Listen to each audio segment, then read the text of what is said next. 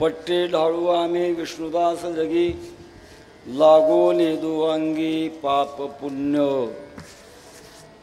निर्भर अंतरे सदा सर्व काळ, घेतला सकळ भार देवी, बळीवंत जेने रचिले सकळ, बळीवंत जेने रचिले सकळ, आम्हा त्याचे बळ अंकितासी, निर्भर अंतरे सदा सर्व काळ, घेतला सकळ भार देवी.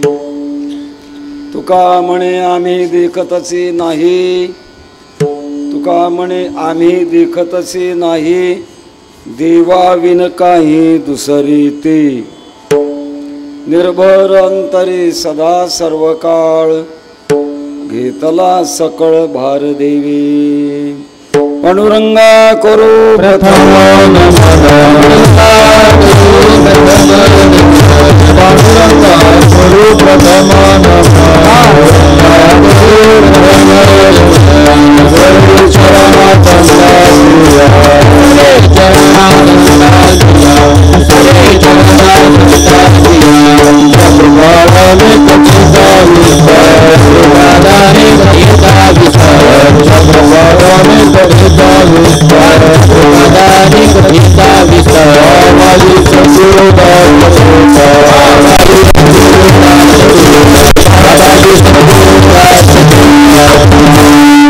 जयांचे केलिया स्मरण होय सकळ विद्यांचे अधिकरण, ते शिवंदो श्री चरण श्री गुरूंचे, ते नमस्कारो न्याता.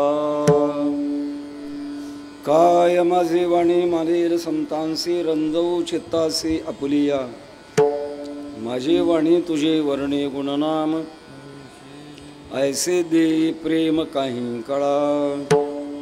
मस्तक हे पायावरी या वार करी संतांच्या, नमामि सद्गुरुं शांतं सच्चिदानंद विग्रहं, पूर्ण ब्रह्म परानंदमेशमालंदि वल्लभं, समचरण सरोजं सान्द्रनीलाम्बुधावं, जगन्निहितपाणिं मण्डनं मण्डनानां. तरुण तुलसीमाला कंधरं कंजनेत्रं, सदय धवलहासं विठ्ठलं चिंतयामि. विठ्ठल विठ्ठल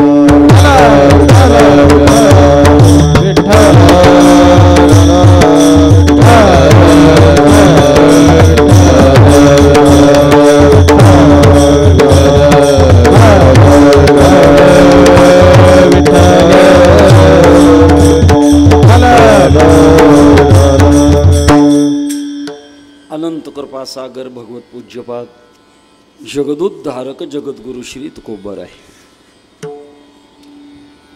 कैवल्य चक्रवर्ती दानियांचे राजे, साधकांचे मायबाप, वैष्णवाग्रगणी विश्वमाऊली ज्ञानोबा आहे यांच्या 728व्या संजीवन समाधी सोहळ्याच्या सेवेच्या निमित्ताने आपण उपस्थित आहात. वारकरी संप्रदायामध्ये पांडुरंगाच्या वारीला जे महत्त्व आहे ते संतांच्या वारीला महत्त्व आहे. अनागत दृष्टे संत वर्णन करतात, जो करील याची यात्रा तो तारील सकळ ही गोत्रा, सकळ ही कुळे पवित्रा याचे दर्शनी होती. यात्रे अलंकापुरा येती, यात्रे अलंकापुरा येती, यात्रे अलंकापुरा येती, यात्रे अलंकापुरा येती. यावडती विठ्ठला, यावडती विठ्ठला, यावडती विठ्ठला, यावडती विठ्ठला, यावडती विठ्ठला, यावडती विठ्ठला. यात्रे अलंकापुरा येती, आवडती विठ्ठला, आवडती विठ्ठला, आवडती विठ्ठला. अलंकापुरा येती,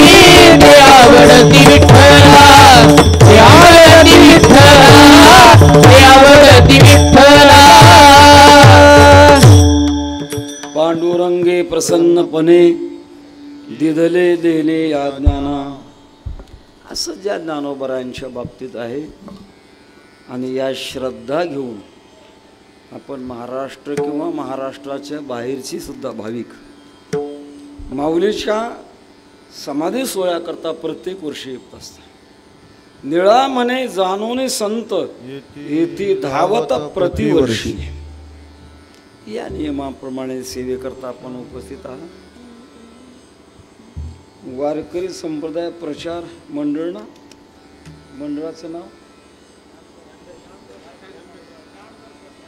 ज्ञानदर्शन वारकरी संप्रदाय मंडळ या नावाने प्रसिद्ध असणारं हे मंडळ, या मंडळाच्या वतीने विश्वमाऊली ज्ञानोबरांच्या समाधी सोहळ्याचा उत्सव प्रतिवर्षी केला जातो.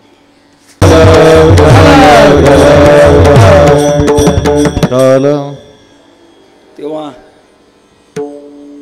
या संजीवन समाधी सोहळ्याच्या सेवेच्या निमित्ताने उपस्थित संत महंत भाविक सज्जन माता भगिनी बालक बालिका टाळकरी मृदंग वादक सोपदारबा विनेकरी आणि ऑपरेटर्स आहेत, सर्वांना अंतःकरणपूर्वक वंदन.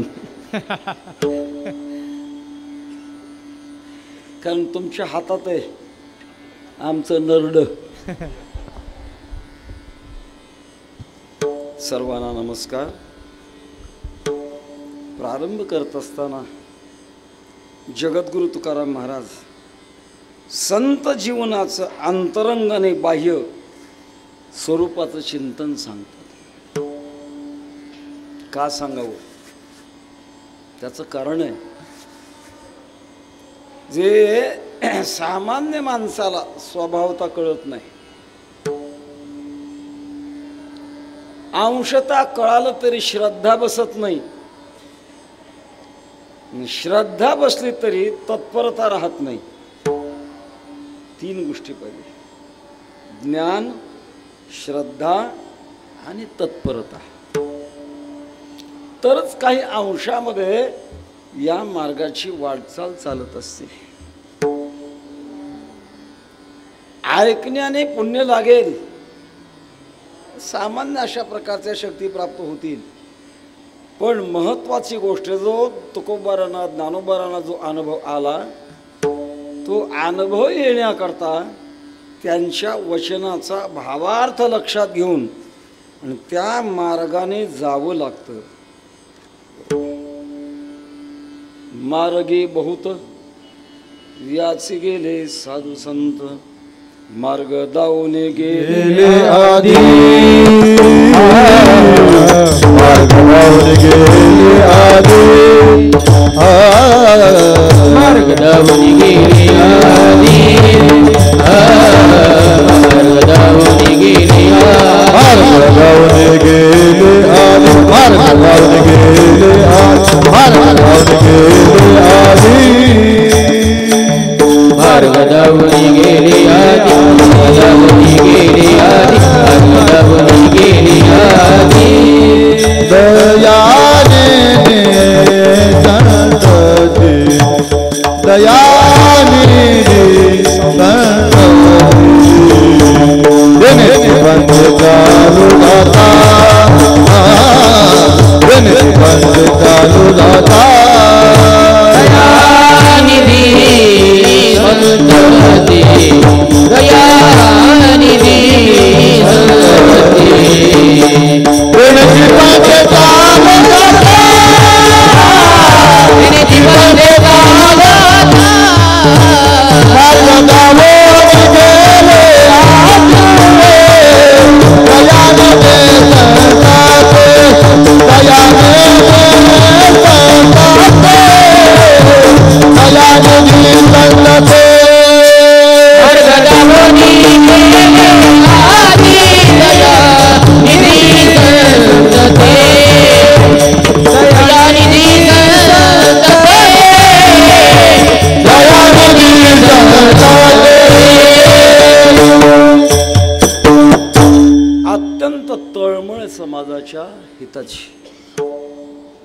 स्वतः पूर्णत्वाचा अनुभव प्राप्त झाल्यानंतर सुद्धा जग कोणत्या अवस्थेमध्ये आहे त्या जगाच्या भिन्न भिन्न अवस्था महाराजांच्या गाथेमध्ये आढळतात.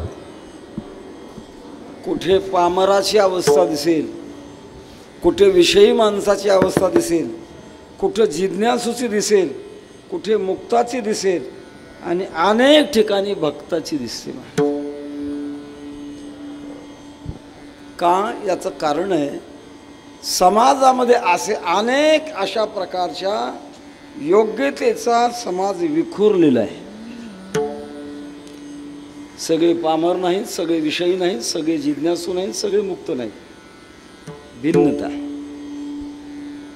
अशा भिन्न असणाऱ्या समाजामध्ये आणि समाजाने पूर्णत्वाला प्राप्त व्हावं हा उद्देश आणि त्या उद्देशानं आपला परिचय देतात. परिचय देण्याच्या पाठीमागे दोन उद्देश आहेत. एक अहंकार प्रधान आणि दुसरा लोककल्याण इच्छेच्या प्रधान. मी कोणीतरी आहे अशा प्रकारचा जो भाव आहे तो भाव तो अहंकार प्रधान आहे. आणि लोकांनी या मार्गाने चालावं ही अंतःकरणातली पोटतिडीक आणि ती आपल्या जीवनात बाळगून लोकांपुढे प्रगट करणं हा एक संतांचा स्वभाव आहे. सामान्य जीवात्मा अहंकाराने ग्रासलेला आणि त्याला अहंकार वाईट वाटत नाही. जीवाला जीवदशेमध्ये वाईट वाटत नाही. जीवदशेमध्ये वाईट चांगलंच वाटतं. त्याला घन अज्ञान सुषुप्ती बीजांकुर भाव म्हणती. त्याला घन अज्ञान ज्याला म्हणतात ते घन अज्ञान आहे. आणि या घन अज्ञानातून जाग करण्याकरता संत मुद्दाम आपल्या भूतला अवतीर्ण होतात. टप्प्याटप्प्यात अवतीर्ण होतात. फक्त काल दोन प्रकारचा आहे. भगवान परमात्मा अवताराला येतात, संतही अवताराला येतात. पण ज्या वेळेला समाज शास्त्राच्या विचाराच्या बाहेर जातो, विकाराने ग्रासलेला असतो आणि त्याचा परिणाम वाईट वर्तणुकीतून पाप खूप होतं. इतकं पाप होतं की प्रत्यक्षात पृथ्वी मातेला ते सहन होत नाही. पापी जे अभक्त दैन्य जे मातले धरणीशी झाले भुजबळाचे. मग अशा वेळेला संतांचं शस्त्र चालत नाही. राहिले कीर्तन मोडीले कीर्तन राहिलेले यज्ञ मोडीले कीर्तन आणि पळाले ब्राह्मण दैत्यावे. अशी अवस्था होती. अशा वेळेला लोकाच्या कल्याणाचं शस्त्र भगवान परमात्मा अवतार घेतात आणि दुष्टाचा नाश करतात. पण नाश करून त्याला नरकाला घालत नाहीत महाराज. प्रत्यक्षात परमात्म्याने ज्यांचा नाश केला ते नरकाला जात नाही, त्यांचा उद्धार होतो. पुतनेला भगवान परमात्म्याने सायुज्य सदनाला पाठवलं. शिशुपाळ, वक्रदंत, कंस यांना सुद्धा मोक्ष दिला. एक पद्धत आहे. आणि संतांची दुसरी पद्धत आहे. समाज जेव्हा आपल्या बुद्धीला विचाराला प्राधान्य देतो आणि विचाराच्या माध्यमातून चालतो, समाजाला विचार कळत नाही, अशा वेळेला अवतार तुम्हा अवतार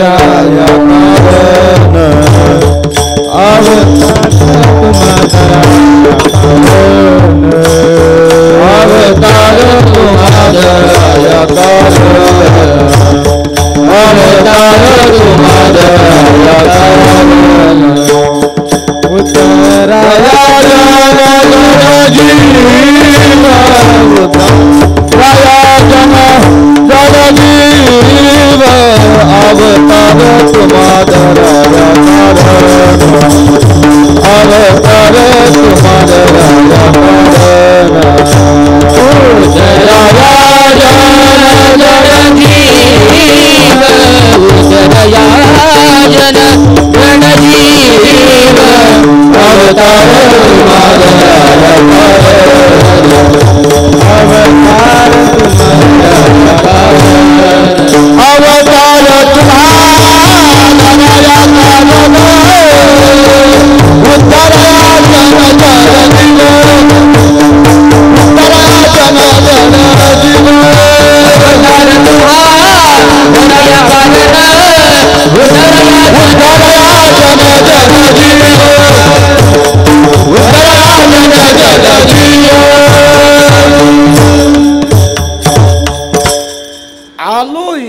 नानासी कारणासी बोलिले जे ऋषी साच भावे वर्ताया.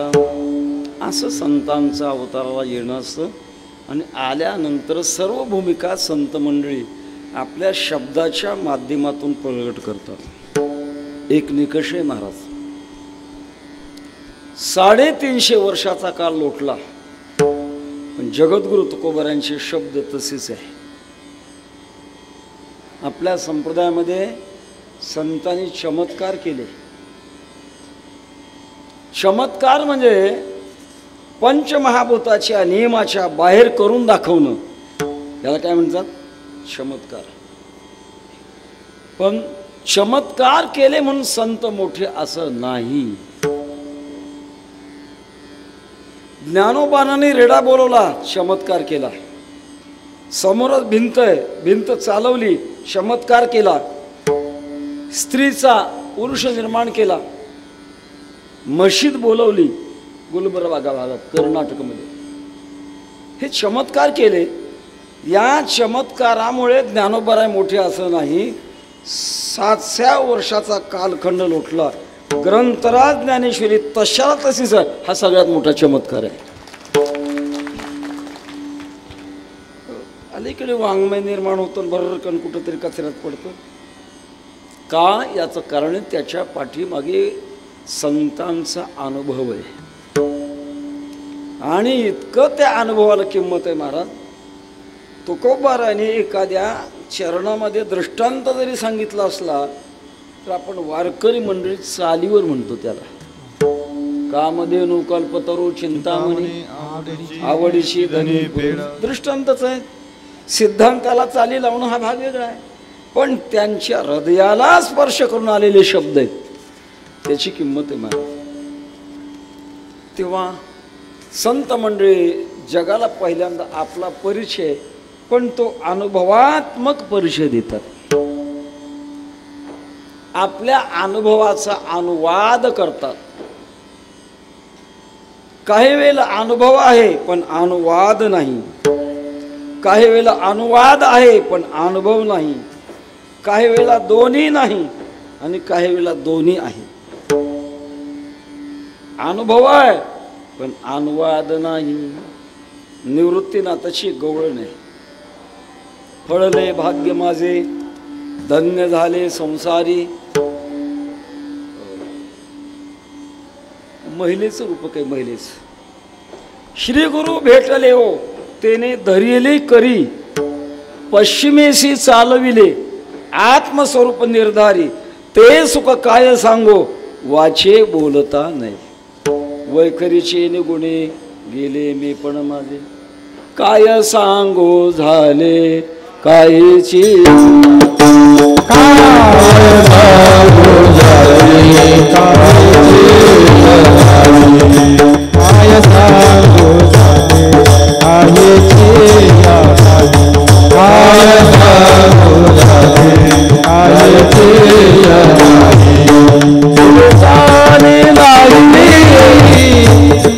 आवडीने पुढे चाले नाही, आवडीने काय सांगू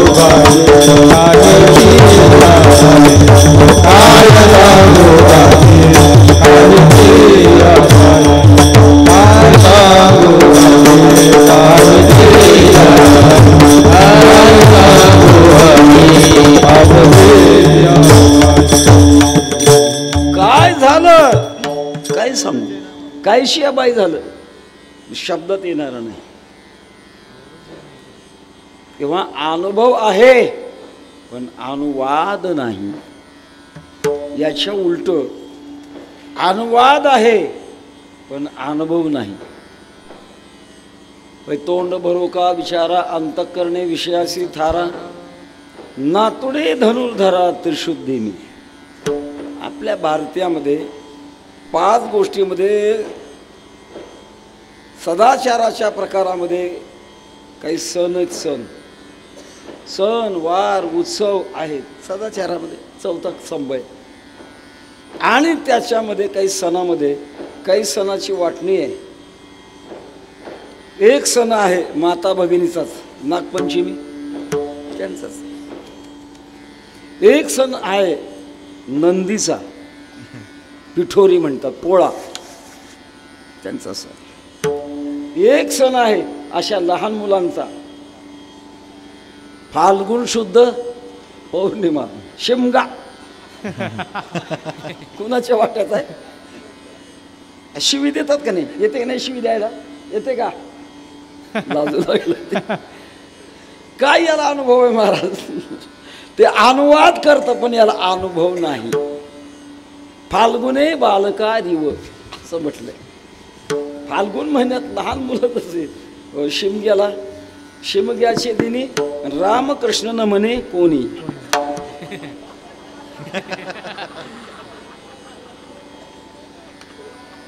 अनुवाद आहे पण अनुभव नाही.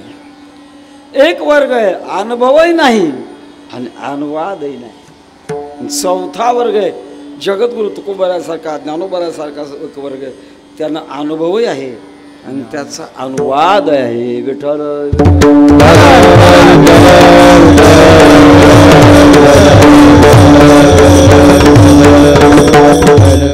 तो अनुवाद लोकांपुढे ठेवत असताना महाराजांनी आपला अनुभव वेगळ्या वेगळ्या पद्धतीने सांगितला. स्वतःचा परिचय देत असताना एक परिचय भौतिक रूपातला, दुसरा परिचय दैवी रूपातला आणि तिसरा परिचय आध्यात्मिक रूपातला. एक परिचय भौतिक रूपातला. यातील शुद्ध वैश्य केला व्यवसाय अभंग आहे. काही म्हणतात याती शूद्र, याती शूद्र नाही पाठ, याती शुद्ध वैश्य केला व्यवसाय. हा कोणता परिचय? भौतिक परिचय. आध्यात्मिक परिचय तुका म्हणे नोहे दिसतो मी तैसा, पुसणे ते पुसा पांडुरंग. मी जसा दिसतो तसा नाही. ते पाहायचं असलं तर तुम्ही पांडुरंगाला विचारा, मला नाही सांगता येणार. हा कोणता अनुभव आहे? हा आध्यात्मिक अनुभव. आणि तिसरा आधी दैविक अनुभव. 15 दिवसा माझी साक्षात्कार झाला, विठोबा भेटला निराकार. आता कोठे धावे मना, कोठे धावे मना, आता कोठे धावे मना, आता कोठे धावे मना. तुमचे शरण देखलिया, तुमचे शरण देखलिया, भावलेला शिन गेला, भावलेला शिन गेला. तुमचे शरण देखलिया, तुमचे शरण देखलिया, भावलेला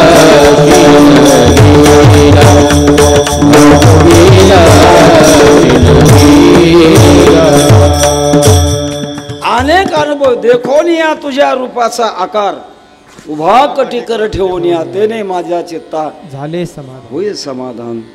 वाटते चरण न सोडावे अनुभवच आहे, पण हा दैवी स्वरूपातला अनुभव आहे. या दैवी स्वरूपाचा अनुभव आणि त्याचबरोबर आध्यात्मिक स्वरूपाचा अनुभव, आज जो आपण चिंतनाला अभंग घेतला, याच्यामध्ये दोन्ही अनुभव आहे. आम्ही या जगात जन्माला आलो, पण आमचा परिचय असा आहे, आम्ही नुसतं अन्याय सहन करणारे नाहीत. काय करणारे आहोत? अन्यायाचा प्रतिकार करणारे आहोत. कसा प्रतिकार करणार आहोत? अभंगाच्या पहिल्या चरणात. पट्टे डाळवा में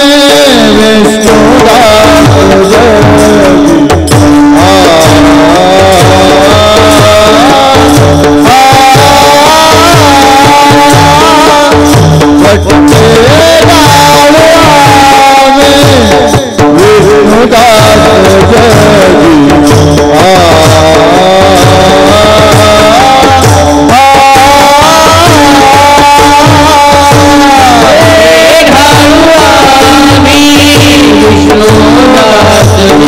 जगी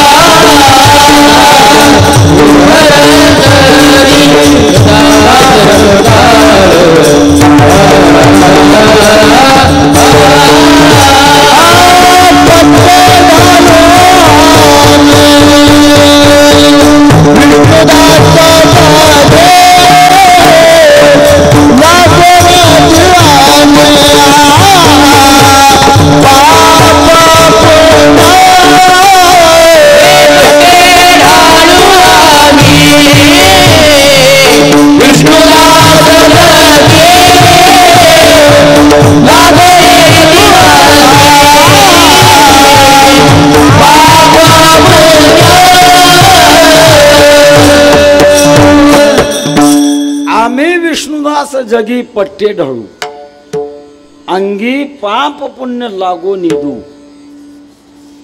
आम्ही विष्णुदास याच्यात सगळ्या अभंगाची भूमिका आहे. कुठल्याही अभंगाचं किंवा वाङ्मयाचं चिंतन करत असताना नेमकी भूमिका काय आहे कळालं की पुढचं सगळं सोपं जातं.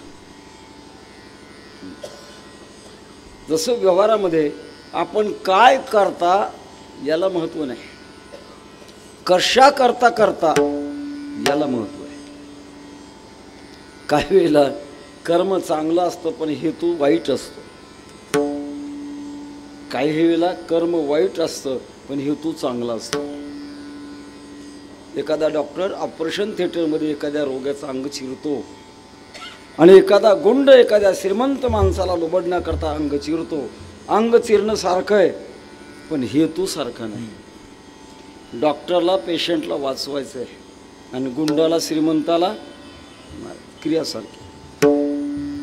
एकदा काय झालं, एक श्रीमंत मनुष्य आपल्या मालकीच्या गाडीतून अत्यंत तातडीचं काम होतं निघाला. 4 चाकी गाडी बारकी. जाता जाता रस्त्यात आडवा चिखल लागला. गडबड होती, गाडी चिखलात घातली. आता लहान गाड्या चिखलामध्ये पुढे जात नाही, जागेवर फिरतात, त्याला स्लिप होतं म्हणतात. पुढे जाईच ना. गाडीतल्या लोकांनी खाली उतरून ढकलण्याचा प्रयत्न केला पण अजिबात पुढे जाईल. इतक्यात न बोलवता 4-5 माणसं आली आणि त्याने गाडी ढकलून बाहेर काढून दिली. आनंद झाला गाडी मालकाला. तो कृतज्ञ होता, कृतज्ञ नव्हता, कृतज्ञ होता. काही वेळेला आता आम्ही नेहमी प्रवासात आहे, बऱ्याच ठिकाणी बोर्ड लागलेले असतात, अपघात समयी मदत करा. पहिल्यांदा बोर्ड वाचला, मी म्हटलं लिहिणारा भारत देशातला आहे का कुठल्या देशातला आहे? ज्या आमच्या देशामध्ये अध्यात्म प्रधानता आहे, दया, दान, उपकार हे सगळे तत्व आमच्या देशामध्ये उगवलेले आहेत आणि अपघात समयी मदत करा. पण त्याचा एकदा अनुभव आला महाराज.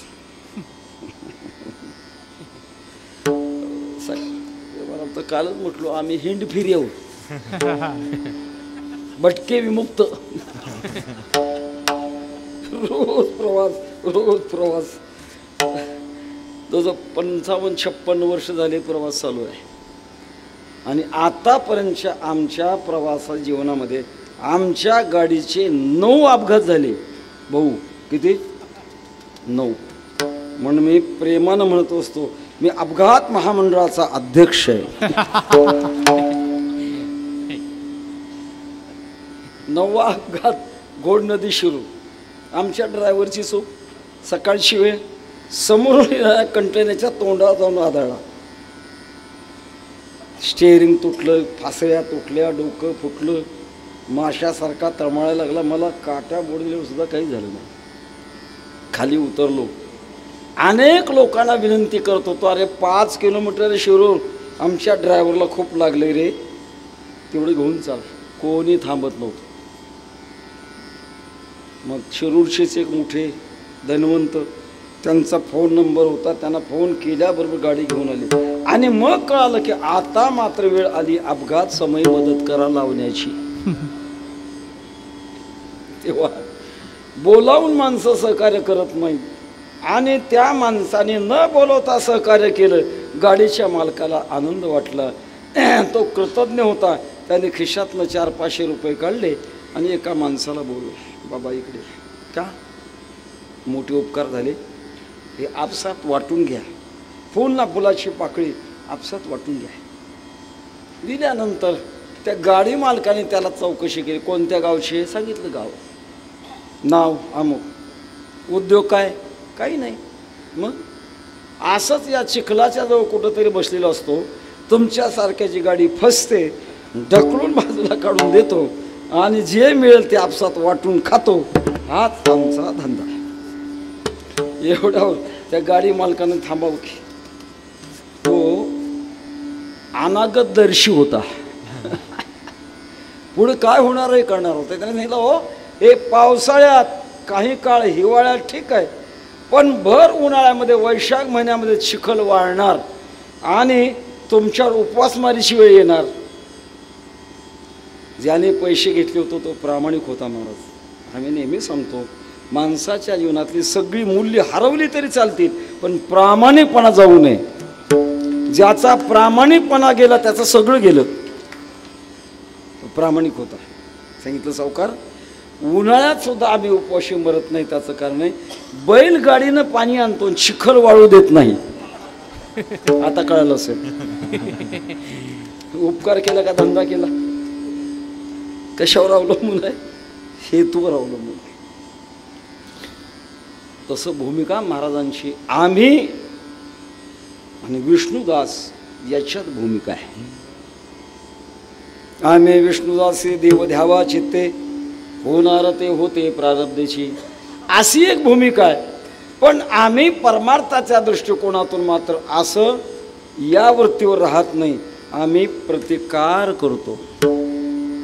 दोन शब्द जवळजवळचे. आता मला थोडी अडचणच झाली आहे.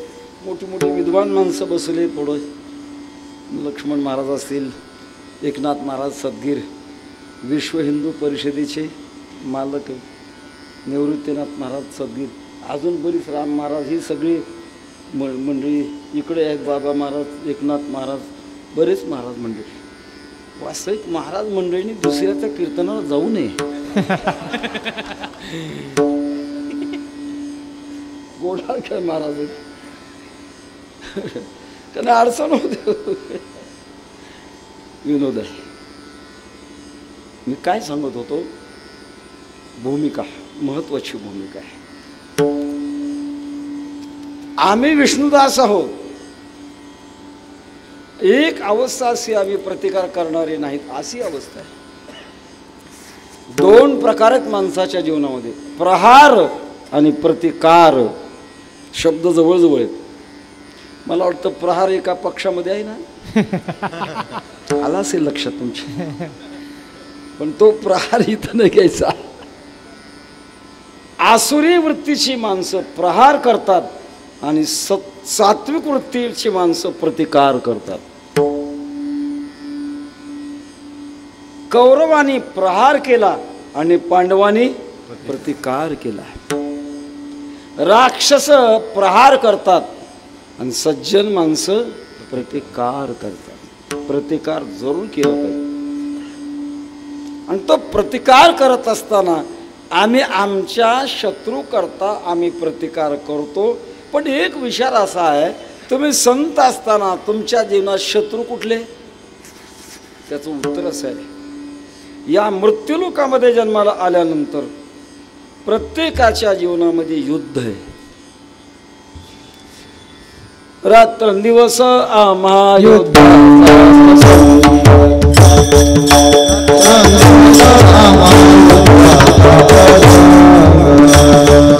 रात्रंदिवस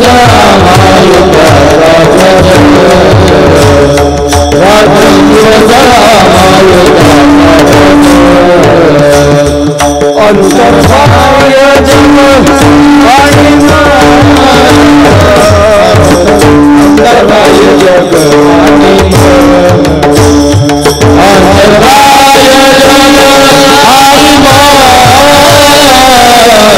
अंतराय जग आणि मन रात्रंदिवस महायुद्धाचा प्रसंग आंतरबाह्य जग आणि मन बाहेरच्या जगाबरोबर देखील युद्ध आहे आणि आतल्याही जगाबरोबर युद्ध आहे दोन्ही प्रकारचे युद्ध आहेत आमच्याकडे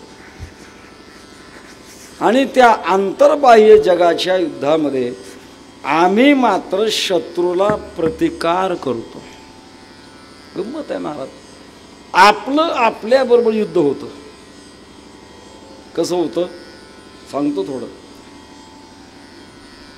आपले आज जे विकार आहेत ते विकार जेव्हा उचंबळतात आपल्या माता भगिनी स्वयंपाक करत असताना चपात्या तयार करतात आणि एकावर एक एकावर चवट रचतात काहीला वर्षी चपाती तसं मनाच्या काही वृत्ती आहेत ते एकावर एक रचलेले असतात काही वेळेला सात्विक वृत्ती वर असते काही वेळेला रजोगुणाची वृत्ती वर असते आणि काही वेळेला तमोगुणाची वृत्ती वर असते जी वर वृत्ती असते ती खालच्याला दाबते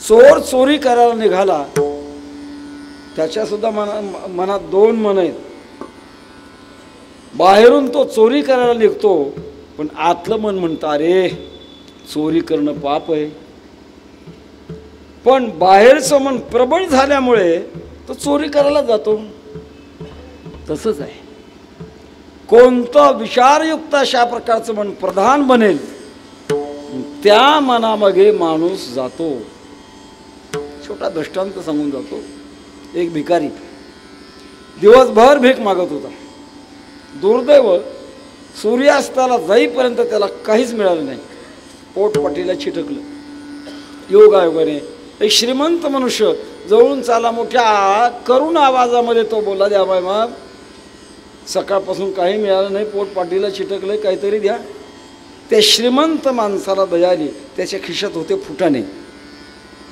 मूक मारली आणि त्या भिकाऱ्याच्या डब्यात सोडले त्या भिकाऱ्याने आपलं त्या डब्याचं टोपण लावलं जाग्यावर जाऊन खाऊन आपलं रात्रभर झोप काढून पुन्हा काय करायचं ते करू अशा विचारानं तो ठिकाणावर गेला फुटाणे खाऊ लागला अगोदर हातपाय धुतले नंतर फुटाणे खाऊ लागला कारण आपल्याकडे संस्कृती अशी आहे महाराज भोजन करण्याकरता पंचार्ध विधी करावा लागतो दोन पाय दोन हात आणि तोंड धुवावं लागतं आणि नंतर भोजन करावं लागतं आता हॉटेलमध्ये खाणारे काय करतात आम्हाला काय माहिती आम्ही त्याच्या बाबतीमध्ये अज्ञानी आहोत हा पंचार्ध विधी करून त्याने फुटाणे खायला सुरुवात केली फुटाणे संपत आले आणि बोडाला एक सोन्याचं नाणं दिसल्याबरोबर त्याचं मन आनंदित झालं धन्याजी दिन झाले सोन्याचे दर्शन खूप आनंदी झाला खूप आनंद काय आजचा दिवस आहे धन्य आनंदाची सापडली वेळ एक मन आनंदी झालं पण दुसरं मन त्याला भिडलं आनंदी कशाला होतो तुला त्याने फुटाणे खायला दिले का सोन्याचं नाणं दिलं एक म्हणतो मी का त्याच्या खिशात हात घालून घेतलं काय राजी मर्जीनं अक्कल हुशारीने डब्यात पडले ठेवून घ्यायला काय बिघडलं दुसरं म्हणतं अरे तुला व्यवहार कळतो का व्यवहारामध्ये सुख भूल देणे घेणे एक मन असं एक मन तसं रात्र गेली अजिबात झोप नाही लागली सकाळी उठला आणि काल जिथं भीक मागण्याकरता बसला होता तिथं गेला योगायोग तो श्रीमंत मनुष्य आला याने ते सोन्याचं नाणं घेतलं आणि गेला सावकार हे सोन्याचं नाणं काल फुटाण्यामध्ये चुकून माझ्या डब्यात पडलं हे सोन्याचं नाणं तुम्ही घ्या श्रीमंताला आश्चर्य वाटलं अरे माझं सोन्याचं नाणं तुला गेलं हे मला अजूनही कळालं नाही तू भिकारी आहे तुला गरज आहे ठेवून का घेतलं नाही रे त्या भिकाऱ्याने सांगितलं सावकार ज्यानं रात्रभर झोप येऊ दिली नाही त्याला देऊन कशाला घेऊ द्वंद्व आहे महाराज आपलं आपल्यात या आपल्यात काही द्वंद्व आहे ते सुद्धा काही शत्रू बाहेरचे आहेत आणि काही शत्रू आत आहेत. काम एष क्रोध एष रजोगुण समुद्भव महाशनो महापापमा विद्धेन मयुवैरिणम. बाहेरचा शत्रू लवकर कळेल पण आतला शत्रू लवकर कळत नाही. विठ्ठल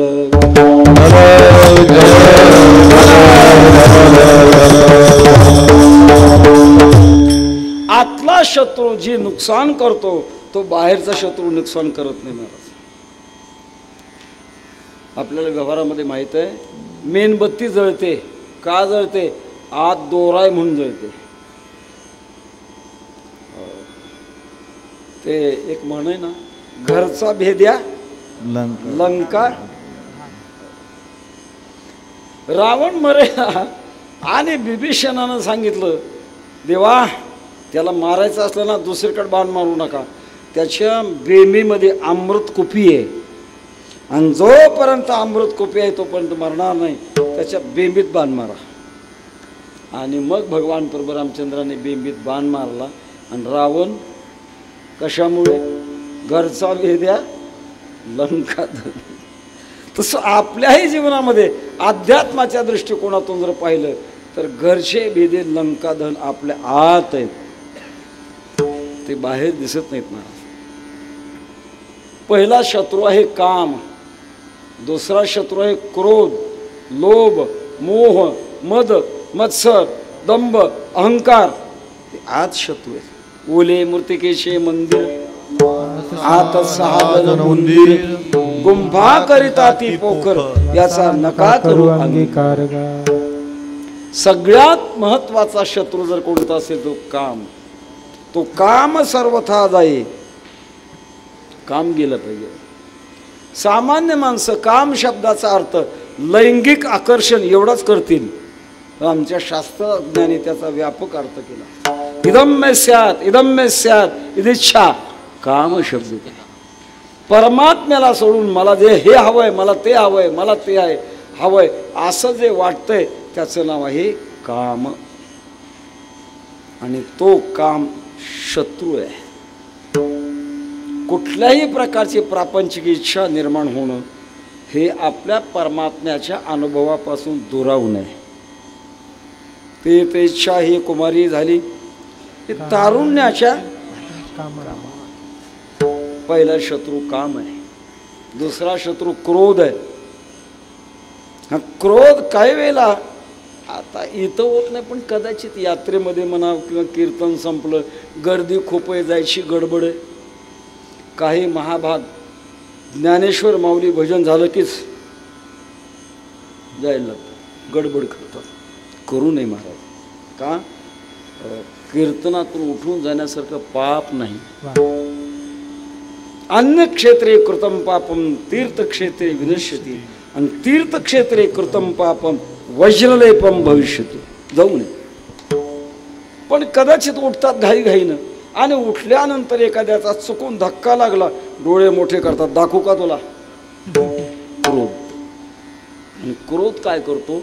आपल्या आत असणारा जो आनंद तो सगळं नष्ट करतो. महाराज नवे नवे शरीरावर सुद्धा त्याचे परिणाम होतात. खवळलिया काम क्रोधी अंगी झडते आधी अंगी झडते अंगी झडते खवळलिया काम क्रोधी अंगी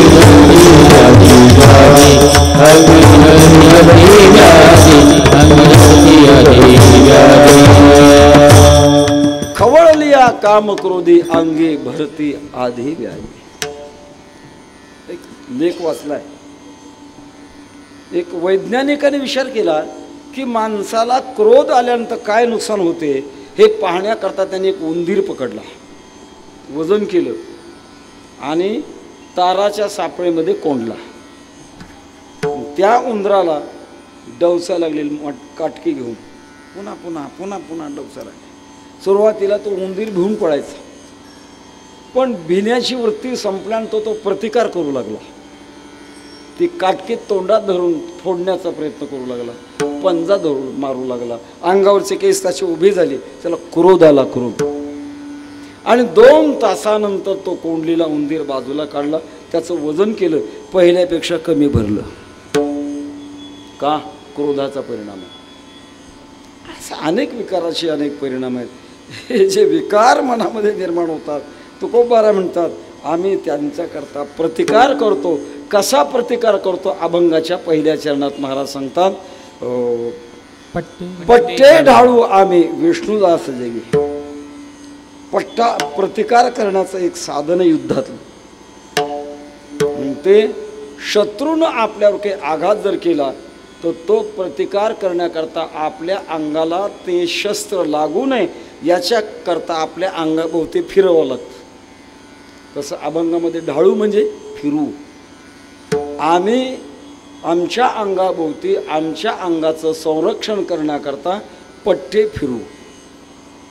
मोठं चिंतन आहे याचं. बघू आपण किती सांगता येतं सांगू. कोणता पट्टा आहे, कसा ढाळायचा, आणि तो ढाळल्यानंतर लागून येदू अंगी पाप पुण्य. आम्ही आमच्या अंगाला पाप पुण्य लागू देणार नाही. जोपर्यंत अहंकार आहे, जीवदशा आहे, पाप सहजासहजी लागतं महाराज. हे विकार जोपर्यंत आहेत तोपर्यंत त्याचे परिणाम जीवाला भोगावे लागतात. मोठं उदाहरण आहे आपल्याला महाभारतातलं.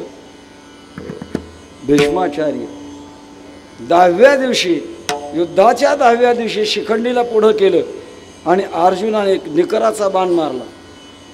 भीष्माचार्य कोसळले. आकाशवाणी झाली, भीष्मा प्राण सोडू नको. दक्षिणायन सुरू आहे. जून महिन्यापासून दक्षिणायन सुरू होतं आणि 14 जानेवारीपासून उत्तरायण सुरू होतं. सोडू नको प्राण. शुक्ल कृष्णे गती हे ते जगत शाश्वते मते एकया यात्यनावृत्ती म्हणणे वर्तते पुन्हा. 8व्या अध्यायामध्ये खूप सुंदर चिंतन. प्राण सोडू नको. भीष्माचार्याने प्राण आवरले. जिथं आता 6 महिने पडून राहायचं आहे, पण जिथं कुठल्याही जीवाचा मृत्यू झाला नाही अशा जागेवर कुठं जागा सापडली नाही. मग अर्जुनाने बाणाचा पलंग केला आणि त्याच्यावर त्यांना झोपावं लागलं. आता बाणाच्या पलंगावर झोपल्यानंतर काही गुदगुल्या होतील, वेदना होऊ लागल्या आणि मनामध्ये विचार आला, अरे मी माझ्या आयुष्यात कधी पाप केलं नाही आणि हे पापाचा फळ मला का भोगावं लागतंय. एवढा आत्मविश्वास होता. स्वानंद सुन्याशी गुरुनाम गुरु सद्गुरू जोग महाराजांचा इतिहास सांगितला जातो. जोग महाराज त्र्यंबकेश्वरला कोशावर्तावर स्नानाला गेले आणि गेल्यानंतर आता स्नान करत असताना साबणानं स्वच्छता प्राप्त होईल पण पवित्रता प्राप्त होत नाही. पवित्रता प्राप्त होण्याकरता संकल्प करावा. पापोहम पापकर्माहम पापात्मा पापसंभवा त्राहिमाम कृपया गंगे सर्व पाप हरा भव. श्लोक नका का पाठ होईना, पण अंतःकरणातून भाव धारण करावा. माझ्याकडे जी पाप आहे ते पाप हे तीर्थानो त्याच्यातून मला मुक्त करा, असं मनाने जरी संकल्प केला तरी काम होतं. तेव्हा सद्गुरू जोग महाराजांना संकल्प करण्याकरता एका ब्राह्मण देवाने जारीत पाणी आणलं आणि जोग महाराजांच्या हातावर ते ओतलं. म्हणा पापोहम पापकर्माहम. जोग महाराज सांगितलं नाही म्हणणार. आयुष्यात पापच केलं नाही तर पापोहम का म्हणणार. काय असेल महाराज आत्मविश्वास. तसा भीष्माचार्यांचा आत्मविश्वास. आयुष्यात कधी पाप केलं नाही आणि पापाचं फळ मला कसं काय प्राप्त झालं. भीष्माचार्यांचा मोठा अधिकार महाराज. विष्णू सहस्रनामाचे उद्गाते कोण आहेत. भीष्म उवाच जगत्प्रभुं देवदेव. विष्णू सहस्रनामाचे उद्गाते भीष्माचार्य. एवढा मोठा अधिकार. भगवान कृष्ण परमात्म्याला अंतःकरणातून तळमळीनं बोलवलं. प्रत्यक्षात कृष्ण परमात्मा उभे राहिले. देवा प्रश्न आहे काय. अरे आयुष्यात कधी पाप केलं नाही आणि हे पापाचं फळ दुःख मला आता 6 महिने का भोगावं लागतंय. भगवंताने सांगितलं आचार्य तुमच्या लक्षात नसेल, तुम्ही लहान होता आणि लहान असताना धनुष्यबाणाचा खेळ खेळत होता. थंडीचे दिवस आणि एक सरडा बाणाच्या टोकाने कारण नसताना उचलला आणि कुंपणावर फेकला. 6 पळं राहिला. त्याचं व्याज किती झालं आता 6 महिने. धर्मशास्त्र फार विचित्र आहे महाराज. पापाचं व्याज होतं, पुण्याचं नाही होत व्याज. पूर्वजन्मी पाप केले ते हे बहु. सांगण्यात येते तसा की माणसाच्या जीवनाकडून नकळत अशा प्रकारची पापं घडतात. आपण एवढा भाविक वर्ग आपण इथं आलात, वेगवेगळ्या वाहनानं आला असाल, कीर्तनाला आपल्या ठिकाणापासून आला असाल, पण येत असताना आपल्या पायाखाली कितीतरी जंतू मेले असतील, त्याचं पाप लागलं नाही. जोपर्यंत आपण मुक्त होत नाही तोपर्यंत कोणत्याही अवस्थेमध्ये आपल्याला पाप लागणार आहे. एवढंच नव्हे, स्वामी विवेकानंद एका ठिकाणी सांगतात, माणूस बोलायला लागला तरी पाप लागतं. म्हणजे बोलत असताना उच्चारात 5 वर्ण आहेत, किती ओष्ठी आहेत, म्हणजे ओठावर ओठ आदळल्याशिवाय उच्चारच होत नाही, त्याला म्हणतात ओष्ठी. प फ ब भ म, ओठावर ओठ आदळल्याशिवाय उच्चारच होत नाही. आणि मग या वातावरणामध्ये असणारे जंतू ओठावर ओठ आदळले की मरतात आणि पाप लागतं. म्हणून जैन पंथामध्ये तोंडाला फडकं बांधण्याची जी पद्धत आहे, अहिंसा परमो धर्म, एवढ्या करता अशा प्रकारचं बाजूला राहतात. केवढी अवघड अवस्था आहे. कुठल्याही कर्मामध्ये दोष आहे तेव्हा त्या दोषाच्या बाबतीमध्ये जे काही निर्माण होणारा जे काही परिणाम आहे, आणि त्या परिणामाला आमच्या अंगाला लागू नये म्हणून आम्ही पट्टे ढाळतो. पट्टे, ज्या परिणामातून पाप किंवा पुण्य आमच्या अंगाला लागेल ते दोन्ही आम्हाला लागू नये एवढ्याकरता आम्ही पट्टे ढाळतो. हा वाच्यार्थ झाला, पण लक्षार्थ काय? पट्टा कोणता? 2 प्रकारची पट्टे. एक अखंड भगवान परमात्म्याचं नामचिंतन, आणि दुसरं निरहंकार वृत्ती. अहंकार रहितपणा असला की कुठलंच अशा प्रकारची बाधा होत नाही. आपण भगवद्गीतेचे अभ्यास व्हा. हत्वापि सैमान लोकान नहंती न निबद्धते, तया करण्या आत घडो का त्रैलोक्याचा घात, परी तेने केली मात बोलू नये.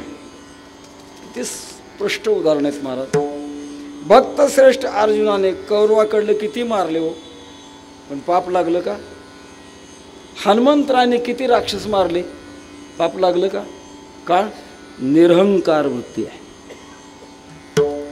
मी कर्म करतोय हा ज्याचा अहंकार नाही आणि फलाची इच्छा नाही, असं 2 विकार बाजूला करून का आपण जगत असलो की मग मात्र त्याचा धक्का लागत नाही. हा निरहंकारपणाचा जो पट्टा आहे, तो निरहंकारपणाचा पट्टा आम्ही आमच्या वृत्तीच्या भोवती फिरवतो. मग चांगलं काम जरी झालं तरी अहंकार धारण करायचा नाही, आणि वाईट काम जरी झालं तरी अहंकार धारण करायचा नाही. अहंकार धारण केला की धक्का बसला. आम्ही एक गंमत सांगत असतो. एक शिल्पकार होता, इतका तज्ज्ञ होता, एकदा का माणूस पाहिला की त्याचा पुतळा बरोबर बनवायचा. उत्कृष्ट शिल्पकार होता. रस्त्याने चालला, जाता जाता समोरून एक ज्योतिषी येत होता, तज्ज्ञ होता तो. आता ज्योतिषशास्त्रामध्ये अतीत अनागत ज्ञान असतं. अतीत म्हणजे काय झालंय आणि काय होणार आहे हे कळणं, याचं नाव अतीत अनागत. जसं पखवाजाच्या क्षेत्रामध्ये अतीत 10 आणि अनागत 10 असतो. अतीत 10 म्हणजे सम मागे गेले 10 पुढे टाकायचा, त्याला म्हणतात अतीत 10. सम पुढच्या माथ्यावर अगोदर 10 टाकून द्यायचा, याला म्हणतात अनागत 10. कशा करता? पखवाज वाजवणारे खोडकर असतात हे सोडून. अतीत 10 अनागत. तसं ज्योतिषाला ते कळतं. त्याने सहज चेहरा पाहिला, सामुद्रिक पाहिल्यानंतर थांबाव का? अहो, येणाऱ्या 15व्या दिवशी दुपारी 2 वाजता तुमचा मृत्यू असे तुमच्या चेहऱ्यावरचं सामुद्रिक मला सांगतंय. काय म्हणलं, पूर्वजन्मीचा वैरी होता काय? अरे मला BP नाही, शुगर नाही, कोलेस्ट्रॉल नाही, कुठलाही धक्का नाही, आरोग्य चांगलं नाही, 15 दिवशी दुपारी मरणार. आता मला तुमच्या चेहऱ्यावरची सामुद्रिक सांगतात, त्याला काय करू? असे ज्योतिषी रगड गेले, भाकीत करतात. अमक्या अमक्या दिवशी अमक्या भागात मुसळधार पाऊस पडेल. मुसळही पडत नाही, धारही पडत नाही. माणसं म्हणतात काय खरं हो यांचं? याचा अर्थ ज्योतिषशास्त्र खोटे असं नाही म्हणा. आणि जर ते खोटं असतं तर ज्ञानोबाराने ज्योतिषी तो म्हणे तैसेच होईल असं नसतं म्हणलं. फक्त एवढंच घडतं की त्या शास्त्राचं अध्ययन करून वापर करणारी माणसं कुठंतरी चुकतात. चूक ज्योतिषशास्त्राचा अभ्यास करणाऱ्याची आहे, शास्त्राची नाही. 2 2 5 असं जर कोणी सांगितलं गणित, तर गणित शास्त्र चुकीचं आहे का पाठ करणारा चुकीचा आहे? पाठ करणारा चुकीचा आहे. तो घरी आला, शेजाऱ्याला सहज सांगितलं, कोणतरी माणूस भेटला मला 15 दिवसानंतरचा 2 वाजेचा मृत्यू त्याने सांगितला, काय उगाचच काय माणसं ज्योतिषी. तो एकदम गंभीर झाला, गंभीर. चेहरा गंभीर झाल्यानंतर का असं का गंभीर? अहो तो ज्योतिष असा आहे, आतापर्यंत त्यात तो ज्योतिष कुठंच खोटं निघालं नाही, 100% खरं आहे.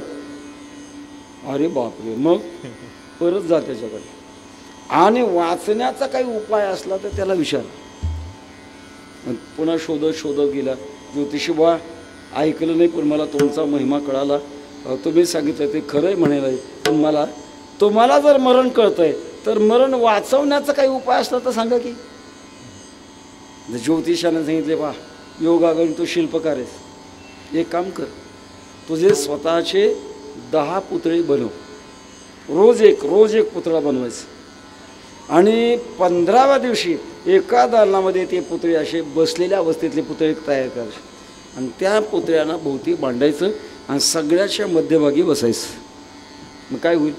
यमदूत येतील, तंतोतंत सारखे पुतळे पाहिल्यानंतर त्यांना भ्रम निर्माण होईल, कोणाला न्यावं? आपल्याला आज्ञा एकच आहे आणि इथं 11 आहेत, वरिष्ठाचा मार खावा लागेल. आणि विचार करून करून वेळ का निघून गेली की मरण चुकलं. जसं फाशीच्या शिक्षेला वेळ असते महाराज, फाशीची शिक्षेची वेळ गेली की पुन्हा फाशी देता येत नाही, तसं तुझं मरण चुकेल. त्याला उपाय पटला, शिल्पकार होता, बरोबर अशा प्रकारचे 10 पुतळे बनवले. 15व्या दिवशी एका दालनामध्ये ते बसलेले पुतळे ठेवले आणि सगळ्याच्या मध्यभागी जाऊन बसला. बरोबर 2 वाजता यमदूत आले, विचार करू लागले, अरे इथं तर 11 आहेत, आपल्याला ऑर्डर तर एकच आहे, कोणता घेऊन जावा? चुकीचा नेला आता वरिष्ठ मार खात देतील आपल्याला. एक यमदूत हुशार होता, थांबा म्हटलं माझं काम आहे. तो पुढे आला, काय सांगावं, एवढं आम्ही ब्रह्मांड फिरतो पण इतका सुंदर कलाकार आम्हाला पाहायला मिळाला नाही, आणि तो जर आम्हाला पाहायला मिळाला तर आमचं जीवन धन्य होईल. कोण आहे तो? नाही दम निघाला, उठलं. दुसरा कोण? पठ्ठ्या चल. काय अहंकार आहे, अहंकार का प्राप्त झाला की धक्का बसल्याशिवाय राहत नाही. तसं आपण जीवनामध्ये जोपर्यंत जीवनमुक्त होत नाही तोपर्यंत आपल्यात अहंकार आहे. कदाचित सूक्ष्म असेल, कदाचित स्थूल असेल, पण अहंकार आहे आणि त्या अहंकाराचे परिणाम आपल्याला धक्के लागतात. पण महाराज म्हणतात आम्ही पट्टे फिरवतो. कसा पट्टा? कुठलाच अभिमान नाही. काहीच मी नव्हे कोणी गावीचा, काहीच मी नव्हे कोणी गावीचा, काहीच मी नव्हे कोणी गावीचा, काहीच मी नव्हे कोणी गावीचा,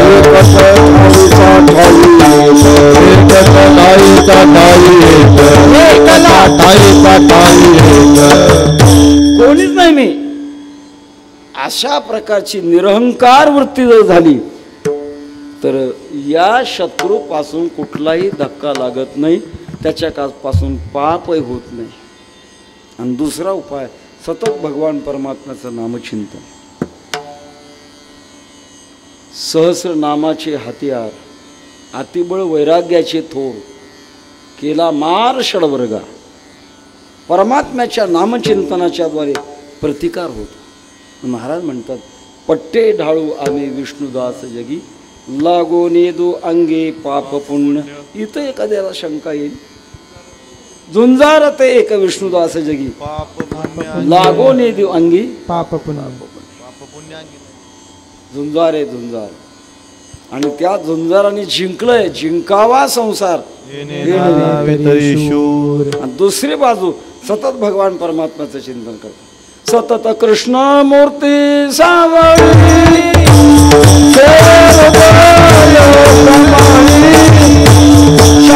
क्षमा दया जवळ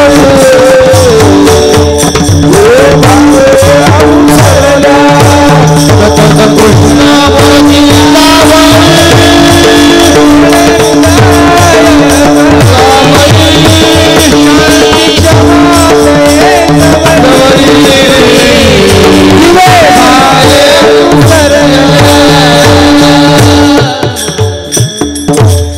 हृदय कमळामध्ये सतत भगवान परमात्म्याचं स्मरण फुडते आणि त्याचा परिणाम ते प्रतिकार करत आहे. अहंकारही निर्माण होऊ देत नाही आणि अनिष्टाचा धक्का लागू देत नाही. सतत सतत प्रसंग आपल्या देशातला एक करपात्री महाराज होऊन गेले. करपात्री महाराज फार मोठं उच्च व्यक्तिमत्व महाराज. सद्भाग्याने त्यांचं आम्हाला दर्शन झालं. पंढरपूरला बऱ्याच ठिकाणी दर्शन झालं. करपात्री का? फक्त हातावरच भिक्षा घ्यायची म्हणून त्यांचं नाव पडलं करपात्री. भगवत भक्त होते, चिंतन करत होते. आजारी झाले. आजारी पडल्यानंतर तपासण्याकरता डॉक्टरला बोलवलं. डॉक्टरने कानामध्ये तो स्टेथोस्कोप लावला, त्यांच्या हृदयावर ठेवला. आतून नामचिंतन चालू होतं. ते नामचिंतन चालू असल्यामुळे डॉक्टरला समजच ना काय आहे ते. डॉक्टरने सांगितलं ते कसला आवाज येतोय, तो आवाज बंद करा. करपात्रीने सांगितलं तो आवाज बंद होत नसतो आणि तुम्हाला आवाज पाहिजे दुसरा पेशंट बघा. नाही बंद होत महाराज. जिथं परावाणीमध्ये भगवंताचं नामचिंतन चालू आहे तिथं रात्रंदिवस अखंड अशा प्रकारचं चिंतन चालतं. त्याचा परिणाम जीवनामध्ये अलिप्त अवस्था होते. अलिप्त कमळ जळी जैसे अलिप्तता प्राप्त होते. हा पट्टा आम्ही ढाळू म्हणजे सतत फिरवतो आणि फिरवल्यामुळे आमच्या अंगाला पापही लागू देत नाही आणि पुण्यही लागू देत नाही. कोणी म्हणेल पाप लागू न देणं बरं आहे पण पुण्य का नको?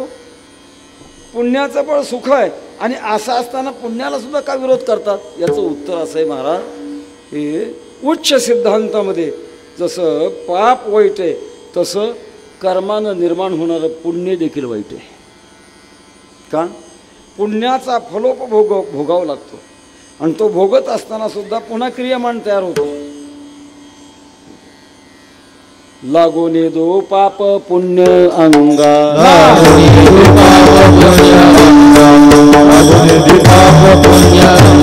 तुकामुळे आम्ही झालो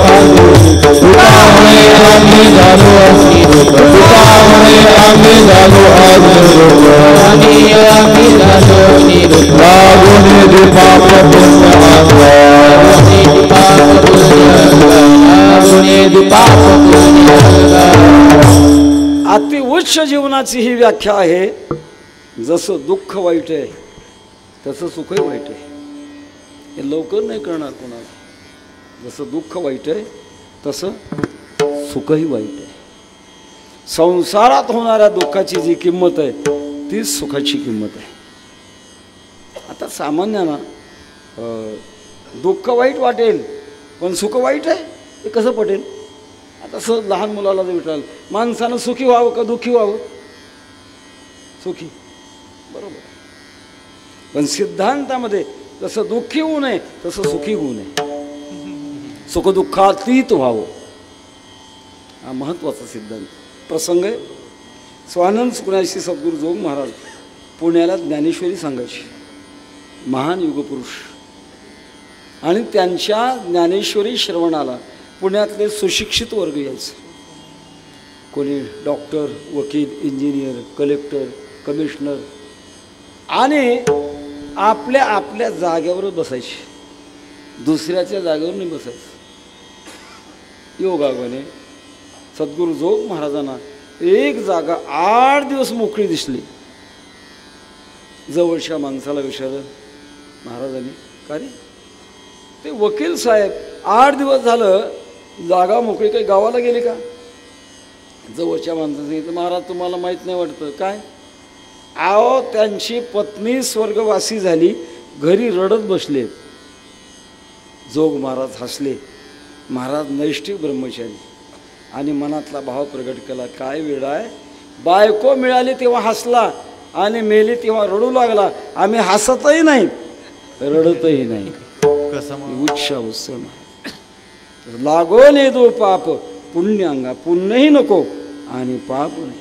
पाप पुण्या नाही ठाव तुका म्हणे सहज भाव. जो सहज भाव आहे तो पाप पुण्याच्या पलीकडचा आहे आणि ते आम्ही आमच्या अंगाला लागू देत नाही. त्याचा परिणाम आमची वृत्ती कशी अभंगाच्या दुसऱ्याच्या सदा सर्वकाळ निर्भरंतरी सदा सर्वकाळ सदा सर्वकाळ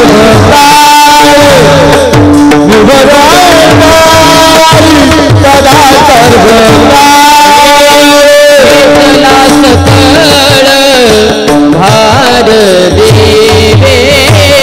घेतला सकळ भार देवे निर्भर तरी सदा सर्वकाळ निर्भर तरी सदा सर्वकाळ घेतला सकळ भार घेतला सकळ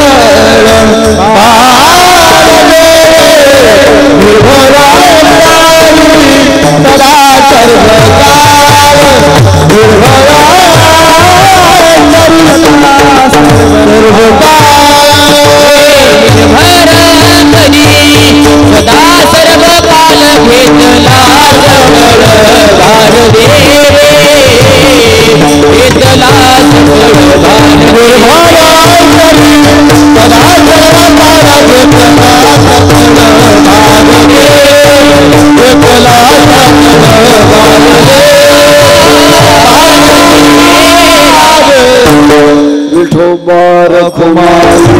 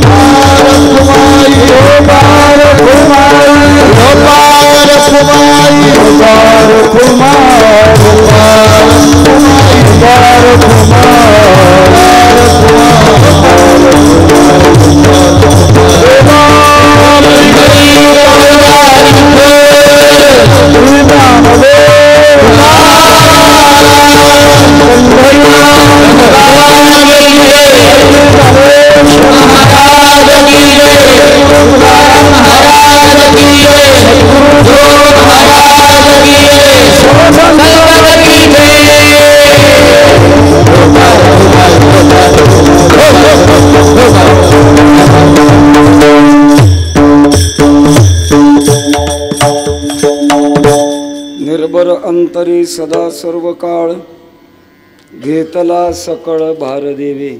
आम्ही आता असे आहोत सदा सर्व काळ निर्भर म्हणजे तृप्त. त्याचा विरोधी शब्द आहे दुर्भर. जे पूर्ण होत नाही त्याला काय म्हणतात दुर्भर. आणि निर्भर म्हणजे ज्यांच्या जीवनामध्ये अपूर्णता कधी राहतच नाही त्याला म्हणतात निर्भर.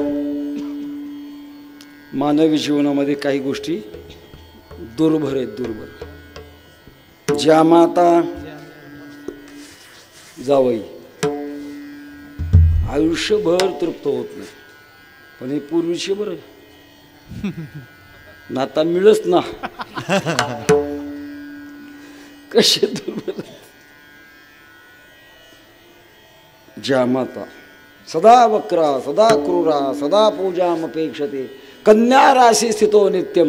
ज्या माता दशमो ग्रह 10वा ग्रह 9 ग्रह आहेत जावाई 10वा ग्रह. आम्ही नेहमी सांगत असतो वारकरी जावानी कधीच रुसू नये. रुसायचं असलं रुसावे फुगावे आपुल्या संचिता. जे काय देणार आहे मला नाशवंत देणार आहे देवावर रुसावा आपल्या प्रारब्धावर रुसावा.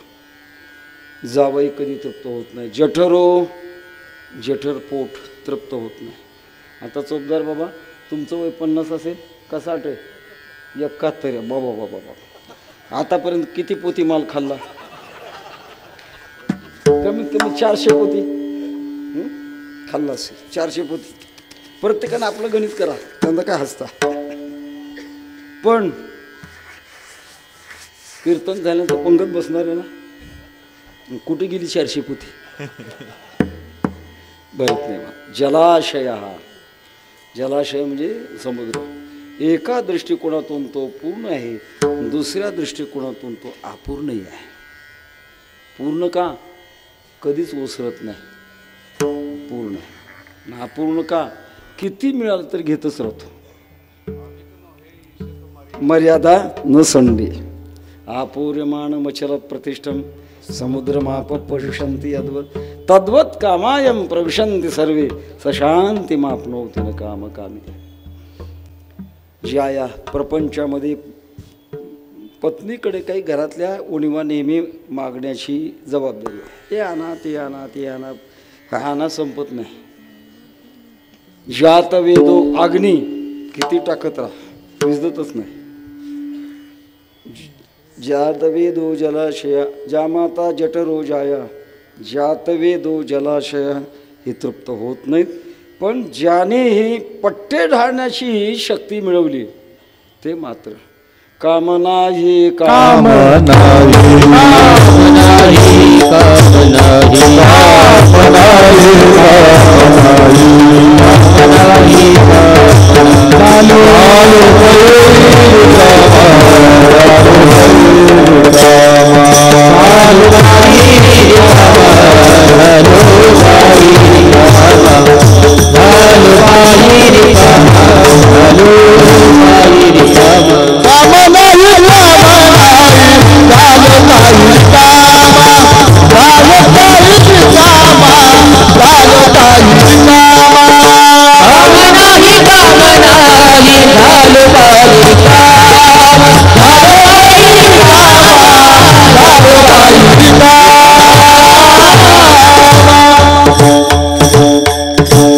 वैकुंठवासी गुरुवरे मामासाहेब म्हणायचे रिकामा वेगळा रिकाम टेकडा वेगळा. रिकाम टेकडे माणसं काय धंदे करतील की सांगतात. रिकामा म्हणजे कोणत्याही प्रकारची इच्छा नाही, असं मोकळं आमचं जीवन झालं. हृदय मोकळं झालं. इच्छा कशाचीच उरली नाही. जे पाहिजे ते आम्हाला मिळाले आणि त्यामुळे आमची वृत्ती पूर्ण आहे, तृप्त आहे. कृतकृत्यश्च भारत यम लब्ध्वा पुमान सिद्धो भवति तृप्तो भवति अमृतो भवति. जे प्राप्त झाल्यानंतर जीवात्मा तृप्त होतो त्याला कशाची इच्छाची. नेगो समाधीचे सुख तुच्छ वाटे नित्यानित्याचे न पडो खटपटे. काय करू ते तपाचे बोबाटे एका हरिविन अवघी फलकटे. असं तृप्तता प्राप्त झाली आहे. निरबर अंतरी सदा सर्व काळ आम्ही तृप्त आहोत. महाराज जरी तृप्त असाल, ज्या विश्वात आपण जन्माला आला त्याचे काही नियम तुम्हाला माहीत असते ना. कारण प्रपंचामध्ये काही वेळेला विरुद्ध गोष्टी घडतात. संसारामध्ये 100% अनुकूल नाही आणि 100% प्रतिकूल नाही.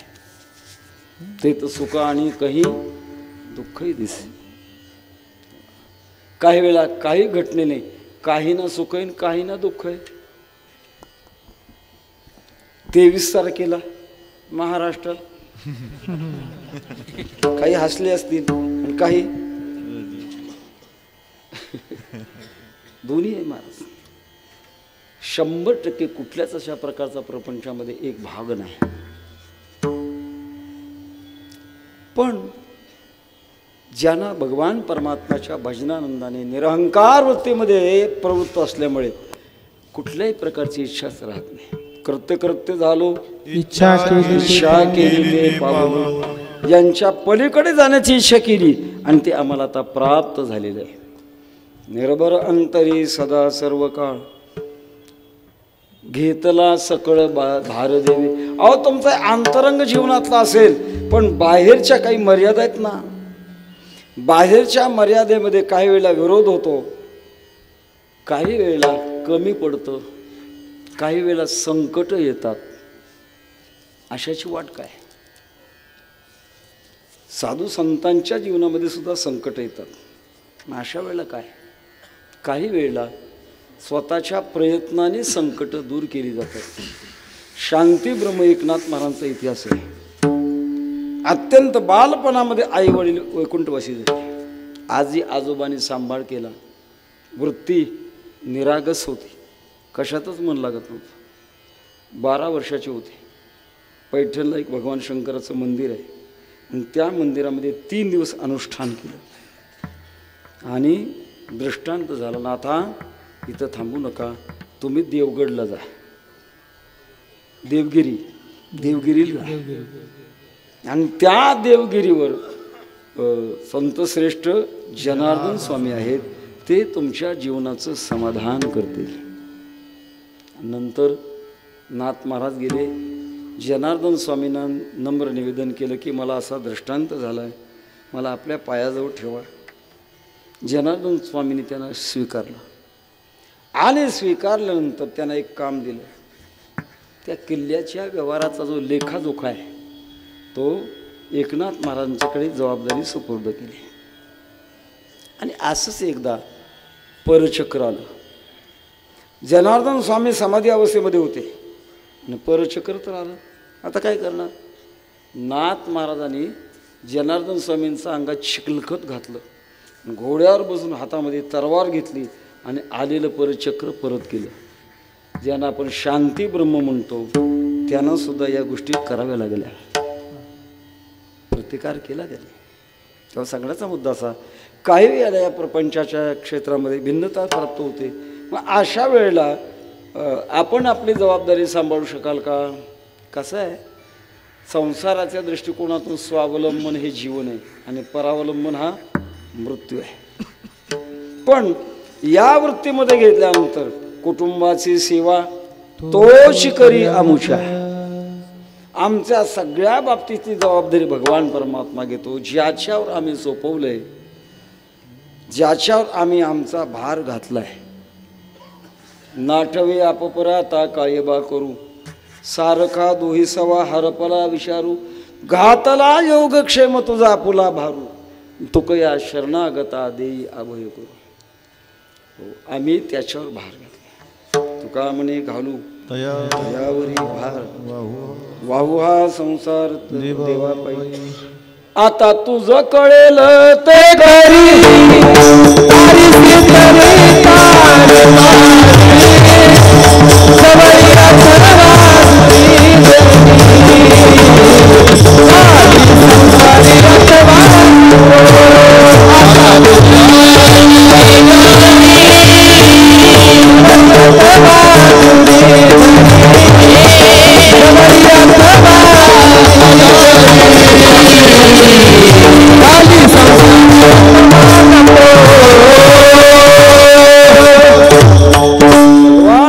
तुम्हाला काय करायचं ते करा, आम्ही तुमच्या स्वाधीन झालो.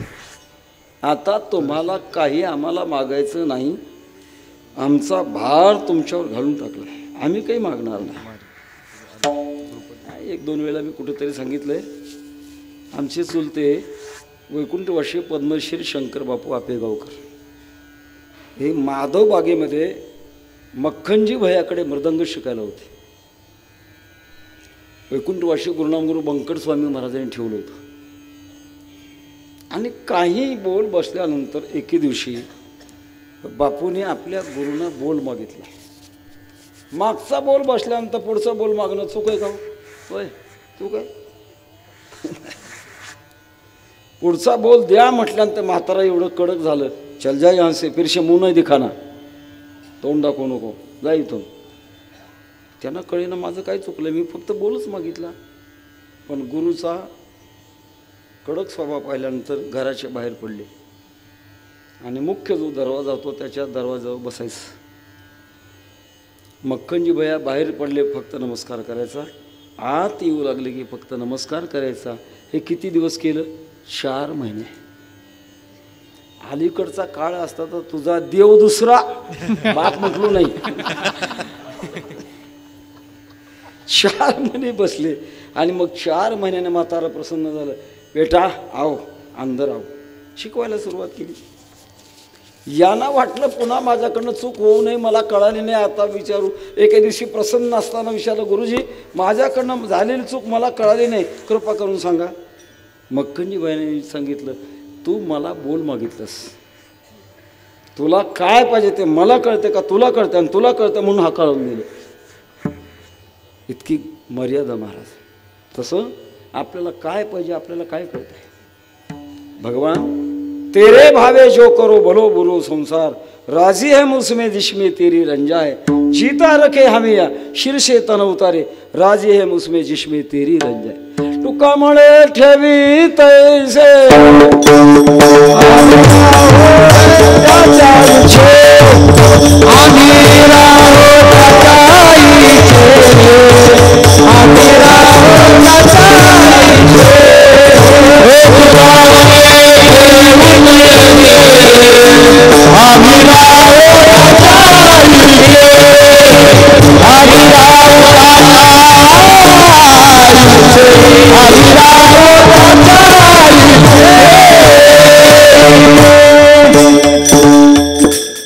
प्रमाणे देव ठेविल तैसे राहावे, ठेविले अनंत तैसेची राहावे. एक भूमिका आहे महाराज, एक भूमिका. आणि या भूमिकेमुळे आम्ही आमच्या जीवनाचा सर्वस्वी भार भगवान परमात्मा काय करेल ते करेल अशा प्रकारचा भार घातलेला आहे. घेतला सकळ भार देवे, देवाने भार घेतला. त्या भारतीय युद्धातला एक छोटासा प्रसंग सांगतो, आपला वेळ होत आला आहे. युद्धाची 9वा दिवस, रात्रीची वेळ. भीष्माचार्य सरसेनापती आणि रात्रीच्या वेळा दुर्योधन भीष्माचार्यांच्या महालात गेला आणि आपल्या मनातला भाव व्यक्त केला, आचार्य तुम्ही फक्त आमच्या सैन्याच्या बाजूने आहात, तुमचं प्रेम मात्र पांडवावर आहे. मराठवाड्यामध्ये म्हणणे का, खायचं कणगीला गायचं इरल्याला. फक्त आमच्या बाजूला आहात, तुमचं प्रेम पांडवावर आहे. 9 दिवस झाले पांडवातला एकही गेला नाही आणि आमचे डझनानं गेले. खोचक बोलला, नुसतं इकडं बाजूला राहायचं आणि तिकडं प्रेम करायचं, अशी तुमची दुटप्पी बुद्धी आहे. तसं अलीकडच्या काळामध्ये इलेक्शनच्या काळात काही माणसं एका उमेदवाराचा चहा पितात, दुसऱ्या उमेदवाराचे पोहे खातात, तिसऱ्या उमेदवाराच्या गाडीत बसतात, चौथ्या उमेदवाराचा प्रचार करतात आणि 5व्या उमेदवाराला मत देऊन मोकळं होतात. कोणाचा कोणाला मेळ लागू देत नाही. शहानिया पुढे एकच वचन. भीष्माचार्यांना राग आला. दुर्योधन असं म्हणतो, लक्षात ठेव, उद्या सूर्यास्तापर्यंत एक तरी पांडव धराशायी पाडीन किंवा मी तरी पडेन, काय होईल. भीष्म प्रतिज्ञा. बघता बघता सैन्यामध्ये ती प्रतिज्ञा समजली. धर्मराजाला कळलं आणि धर्मराजांच्या लक्षात आलं की आपल्याकडे धनुर्धर अर्जुन आहे आणि अर्जुन आणि भीष्म पितामह या दोघांचं युद्ध. आता भीष्म पितामह 21 वेळा पृथ्वीने क्षत्रिय करणाऱ्या परशुरामांना सुद्धा धक्का मारणारे, एवढी त्यांची ताकद. आता माझ्या अर्जुनाचं काय होत आहे, चिंता करत बसले. भगवान परमात्म्याने धर्मराजाच्या महालामध्ये जाऊन सांत्वन केलं, धर्मा चिंता करू नका, संकट पडल्यानंतर चिंता न करताना चिंतन करावं.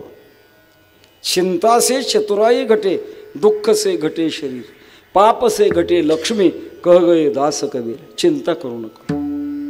तुमचा एकच नातं आहे, तुमचा भाऊ आहे, माझंही नातं आहे आणि सगळ्यात महत्त्वाचं नातं, मी त्याला जावई करणार आहे, गीतारूपी मुलगी मी त्याला देणार आहे. काय चिंता करता. सांत्वन केलं, भीमदादाचं सांत्वन केलं, नकुल सहदेवाचं सांत्वन केलं. बघता बघता 9:30 वाजत आले होते. अर्जुनाच्या महालात शिरले. पाहतात तो अर्जुन मोठ्यानं घोरत पडले होते. जाऊन हालून जागा केलं. अर्जुना ओठ. काय देवा, काही नवीन बातमी कळाली का? हा कळाली की. कोणती? ते भीष्माचार्याने केलेली प्रतिज्ञा. हां. आणि मग इतका निवांत घोरत झोपलास का? विमा उतरलास काय? देवा, कशा करता माझे नुकसान करून घेऊ? माझी काळजी वाहणारा तू जर जागा आहेस, ती माझ्या झोपेचं वाटोळ का करून घेऊ? आताला सगळं भारदेवी. महाराज तसं म्हणतात, आम्ही देवावर भार घातला. महाराज, तुम्ही ज्या देवावर भार घातला तो भार सहन करण्याची त्याची ताकद आहे का?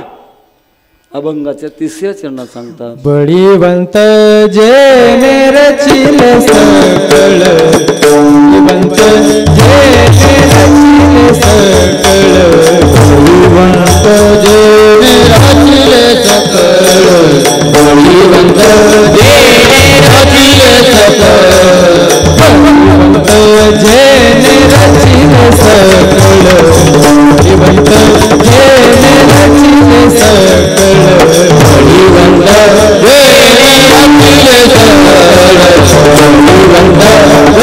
रचिल सकळ, मात्याचे बळ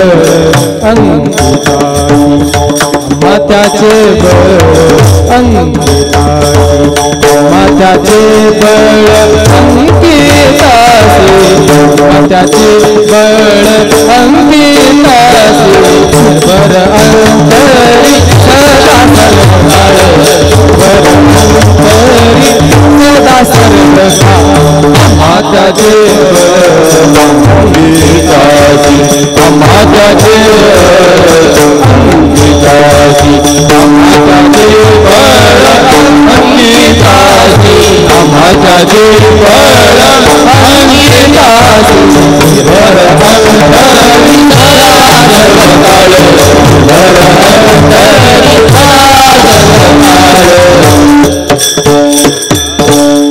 ज्याच्यावर भार घातला तो समर्थ आहे. समर्थ आहे.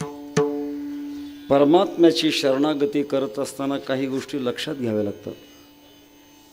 त्याचं स्वरूप काय आहे, त्याचं सामर्थ्य काय आहे, त्याचा स्वभाव काय आहे, या सगळ्या गोष्टी अनुकूल झाल्या तर त्याची शरणागती करायची. त्याचं स्वरूप काय? तो व्यापक आहे. कोठे न दिसे पाहता उडी घाली अवचिता. व्यापक येतो. बरं, सामर्थ्य किती मोठे महाराज. गतीर भरता प्रभू साक्षी निवास शरणम सो प्रभव प्रलयस्थानम निवानम बीजमव्य. सगळ्या जग वृक्षाचेही पान हले ज्याची सत्ता, राहिली अहंता मग कुठे. तो प्रसंग उपनिषदामध्ये देव दानवांचं युद्ध झालं आणि झाल्यानंतर देव एकत्र बसले, दानव हारले आणि देव आपसामध्ये आपल्या आपल्या सामर्थ्याचं वल्गना करू लागले. घमेंड आलेली होती. भगवान परमात्म्याच्या लक्षात आलं त्यांना अभिमान झाला आहे. कोणत्याही क्षेत्रामध्ये अभिमान झाला की समजायचं ओटी लागलीच.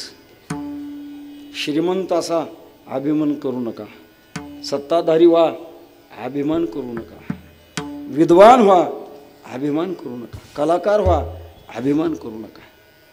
अभिमान आला की ते क्षेत्र नष्ट झाल्याशिवाय राहत नाही. तेव्हा अभिमान निर्माण झाला. भगवंताच्या लक्षात आलं यांच्याकडे आपण कामगिरी दिली सगळ्या जगाची आणि यांना अभिमान निर्माण झाला. मग आता जगाची अवस्था कशी बिघडेल. म्हणून भगवान परमात्म्याने यक्षाचं रूप धारण केलं. शास्त्रामध्ये 2 प्रकार आहेत, योनिज आणि अयोनिज. जारज, श्वेदज, उद्बीज आणि अंडज ही योनिज आहेत आणि 2 आयोनिज आहेत, लौकिक आयोनिज आणि अलौकिक आयोनिज. लौकिक आयोनिज यक्ष, प्रेत, पिशाच हे लौकिक आयोनिज आहेत. भूताला कोणाच्या कुठल्या आईच्या गर्भात राहावं लागत नाही, ते आयोनिज आहे. आणि तसा अलौकिक आयोनिज भगवान परमात्मा. अयोनी संभव नव्हे काही श्रमी, नामयाचा स्वामी प्रगटला.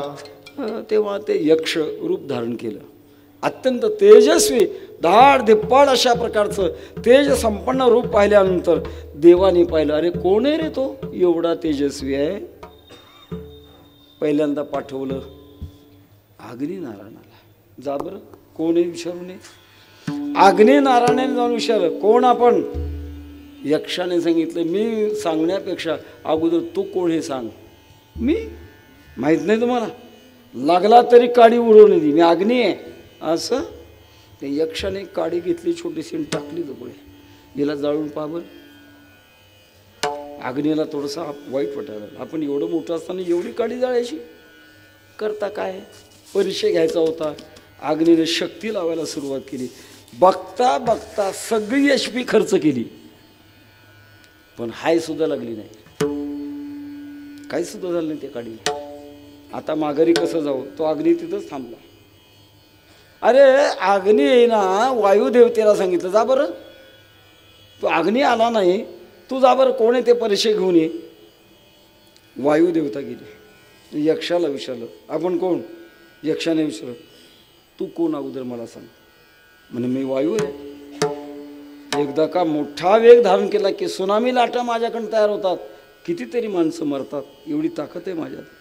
असं एवढा आहे तो. हो, तीच काडी पुढे ठेवली. हिला हलव बरं. संपूर्ण शक्ती खर्च केली पण अजिबात हाले ना. आणि मग सगळे देव तिथं आले. त्यांना कळालं शक्ती आपली नाही, शक्ती मुळात भगवंताची आहे. विठ्ठल विठ्ठल.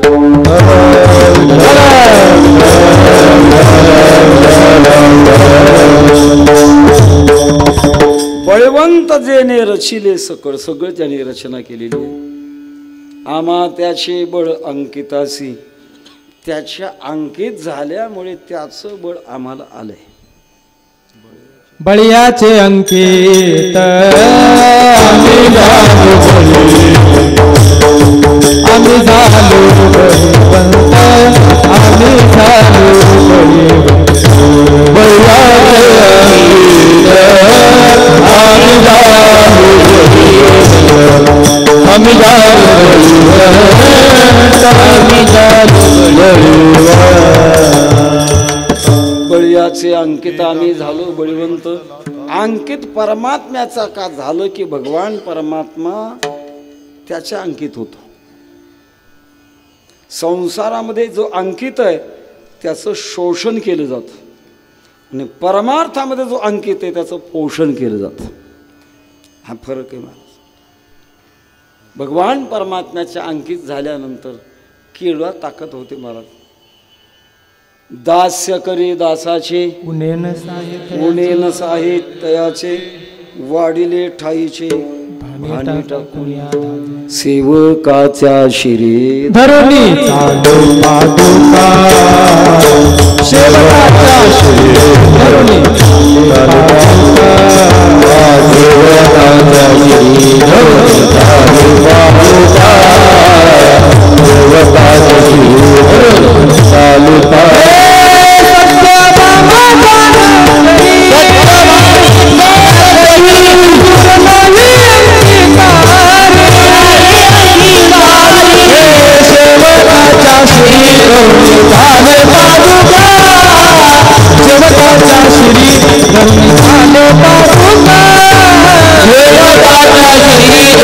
पादुका, सेवकाच्या शिरी धरुणी चालू पादुका. प्रारंभ काळात भगवान परमात्मा मालक आणि भक्त दास, पण जेव्हा दास्यत्व सिद्ध झालं नातं बदलतं. दास मालक आणि भगवान परमात्मा दास असं उलटं होतं. परमार्थाच्या क्षेत्रातलं भक्तीतलं सिद्धांत आहे. म्हणून महाराज म्हणतात ज्याचं आम्ही दास्यत्व, बळीवंत जेने रचिले सकळ, आम्हा त्याचे बळ अंकितास, आमच्यात त्याच्यामुळे बळ आलं. निर्भर अंतरी सदा सर्व काळ, घेतला सकळ भार देवे. आणि अशा झाल्यामुळे आता आमचा अनुभव अतिउच्च अवस्थेला झालेला आहे. तो अभंगाच्या तुका म्हणे आम्ही देखता नाही, तुका म्हणे आम्ही देखता नाही.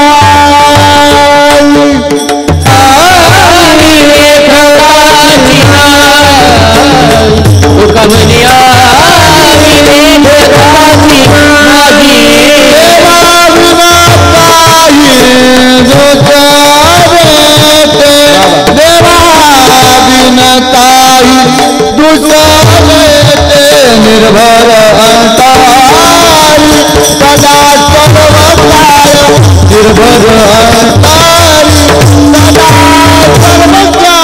सर्वकाळ नकारी दुसरे दुसरे निर्भर अंतारी सदा सर्वकाळ सदा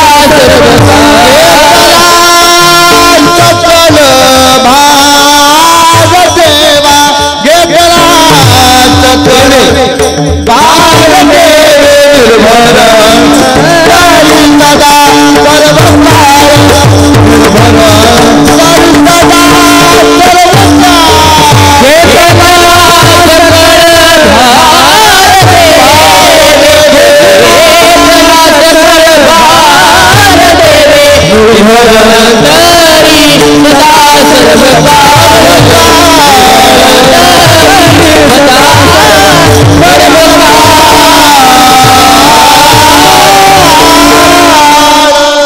तुका म्हणे आम्ही देखतच नाही देवाविन काही दुसरे ते. आता आम्हाला जे पावन जे जे दृष्टी दिसे हरी ते ते हरिरूप पूजा ध्यान जप त्याची त्याचं कारण आहे आत परमात्ममय वृत्ती झाल्यामुळे जसं आत आहे तसं बाहेर दिसत असतं. आदो ब्रह्मा हनुमस्मित अनुभव उदिते खलविदम ब्रह्म पश्चात होईल अंगे देव झाला जो आपण तयासे हे जन अवघे देऊ. आता दुसरा आम्हाला दिसत नाही. एका जनार्दनी एकपणी उभा चैतन्याची शोभा. एक छोटा प्रसंग सांगतो आणि चिंतन सेवा समर्पित करतो. ज्या काळात हिंदुस्थानची फाळणी झाली नव्हती त्या काळात लाहोर शहर हिंदुस्थानमध्ये होतं. आता पाकिस्तानची राजधानी आहे. फाळणीपूर्वी लाहोर युनिव्हर्सिटीमध्ये गणितशास्त्राचे प्राध्यापक होते. त्यांचं नाव होतं तीर्थराम. अतिबुद्धिमान क्लिष्ट असा गणिताचा विषय पण त्यांच्या हातचा मळ होता. नोकरी करता करता बराचसा काळ लोटला होता. एके दिवशी कॉलेज सुटलेलं होतं आणि तीर्थराम घरी येत असताना रस्त्यात असा एक आध्यात्मिक कार्यक्रम चालू होता. कोणीतरी एक वक्ता आहे आणि तो वक्ता तत्वज्ञान सांगतोय. शेकडो माणसं शांत चित्ताने ऐकतात. मनामध्ये आलं ज्या अर्थी इतकी माणसं ऐकतात त्या अर्थी काहीतरी विशेष असावं. तीर्थराम उभारून हाताची घड घालून ऐकत होते. विषय फार सुंदर चालला होता. उत्तिष्ठत जागृत प्राप्य वरान निबोधत क्षुरस्य धारा निशिता दुरत्या दुर्गम पतस्तत कवयो वदंते. उठा जागे वारी आता स्मरण करा पंढरीनाथा भावे चरणी ठेवा माता चुकवे व्यथा जन्माच्या. उठा आता जागा रे बाईनो आता जागा रे बाईनो आता जागा रे बाईनो आता जागा रे बाईनो सोरविला जागा रे बाईनो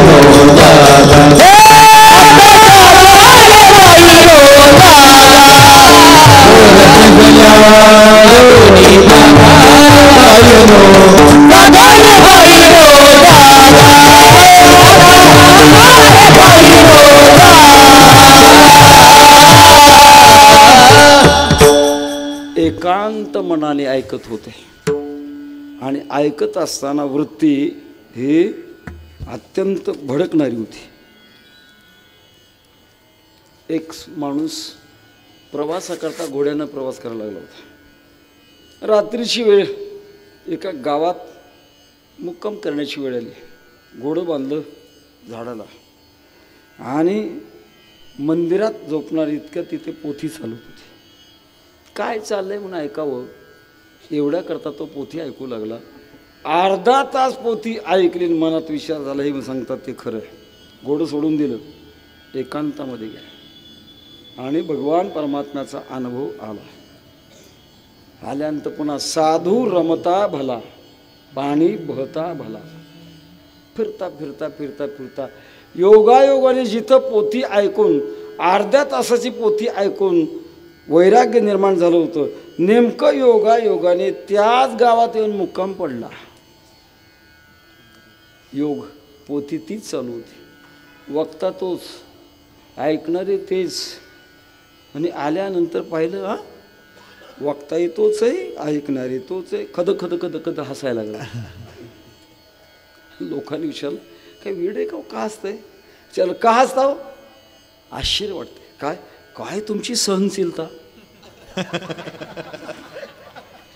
अर्धा तास पोथी ऐकली, माझ्याच्यानं राहुलने सगळ्याचा त्याग केला आणि परमात्म्याच्या अनुभवापर्यंत गेलो. आणि अजून तुम्ही स्थितप्रज्ञस्य का भाषा म्हणून हसायला लागलो. जे अत्यंत तीव्र असतात महाराज ते लवकर. आमचे वैकुंठवासी गुरुनाम गुरु बंकट स्वामी महाराज म्हणायचे पेटणाऱ्या वस्तूचे 3 प्रकार आहेत, कापराच्या जातीचे, गौरीच्या जातींचे, शेणाच्या जातीचे. कापूर ताबडतोब भडकतो, कापुराची वाती. गौरी पेटते पण लवकर पेटत नाही, फुंकून फुंकून धुमसून धुमसून, आषाढी कार्तिकी आषाढी कार्तिकी हळू हळू हळू जळतात. पण शेण पेटतं का? पेटत नाही नाही पण पेटवणाऱ्याला विझवतो. चला हो पंढरपूरला. पांडुरंग परमात्मा काय पंढरपूरलाच आहे का? आपल्या गावात नाही का? ज्ञानोबारा तुकोबाराने कळालं नाही ते यानं कळालं हो तत्वज्ञानाचा सिद्धांत. हे तीर्थराम कापराच्या जातीचे होते. लक्षात आलं आयुष्य मातीत गेलं आतापर्यंत, काय उपयोग झाला माझा? सगळं नाशवंतामध्ये राहिलो. आता मी न पडे सायासी. नोकरीचा राजीनामा दिला, संन्यास घेतला. शेंडी काढावी लागते, जानवं तोडावं लागतं, दीक्षा घ्यावी लागते, नाव बदलावं लागतं. पहिले नाव होतं तीर्थराम, ते केलं उलटं रामतीर्थ. हिमालयात गेले, खूप कडक तपश्चर्या केली. परमात्म्याचा साक्षात्कार झाला, संवाद झाला. आणि नियमाप्रमाणे भ्रमण करण्याकरता हिमालयातून खाली आले. दिल्लीला मुक्काम पडला आणि एका धर्मशाळेमध्ये मुक्काम पडला. सकाळची वेळ, स्नानाकरता गंगेवर गेले. गंगेवर गेल्यानंतर स्नान केलं आणि स्नान करून परत ठिकाणावर जाताना रस्ता चुकला. चुकून एका वेश्येच्या गल्लीला आले. जाता जाता त्या वेश्येच्या गल्लीमध्ये एक वेश्या माडीवरून यांच्याकडे पाहत होती आणि सहज स्वामी रामतीर्थांचं लक्ष तिच्याकडे गेलं. वेश्या यांच्याकडे पाहते आणि हे तिच्याकडे पाहतात. एक सज्जन मनुष्य योगावरी आला, यांच्या अंगावर भगवे कपडे. ही गल्ली यांची नाही, पण बरं नाही ती नाही, निवांत भरून काय पाहतायत? जाऊन विचारलं, ओ स्वामीजी काय पाहता? स्वामी रामतीर्थांनी सांगितलं, माझा भगवान परमात्मा या रूपातून नटलाय, त्याची कृपा आहे, मी त्याच्याकडे पाहतो. नाही हे भावना नर नारी, नाही भावना नर नारी, नाही भावना नर नारी. देव म्हणून तुला,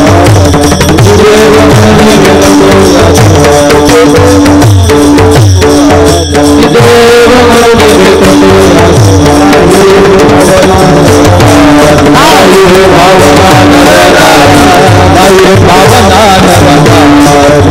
जिकडं तिकडं एकच अशा प्रकारचा अनुभव आपल्या संप्रदायातले प्रेममूर्ती नामदेव महाराज. जेव्हा विसोबा केशरांची कृपा झाली, स्वयंपाक तयार केला होता आणि थोडं बाजूला गेले. भगवंताने कुत्र्याचं रूप धारण करून एक पोळी उचलून पळायला लागले. नामदेव महाराजांनी तुपाची वाटी घेतली. अरे देवा, पोट दुखन नुसतं चपाती खाल्ल्यानंतर तूप घेऊन खा. कारण शोनिचैव श्वपाकेश पंडिता समदर्शिना, अशी समदर्शिता अवस्था आमच्या जीवनामध्ये प्राप्त झाली. त्याच्यामुळे तुका म्हणे आम्ही देखतच नाही, देवाविन काही दुसरे, निर्भर अंतरी सदा सर्व काळ, घेतला सकळ भार देवे ज्ञानेश्वर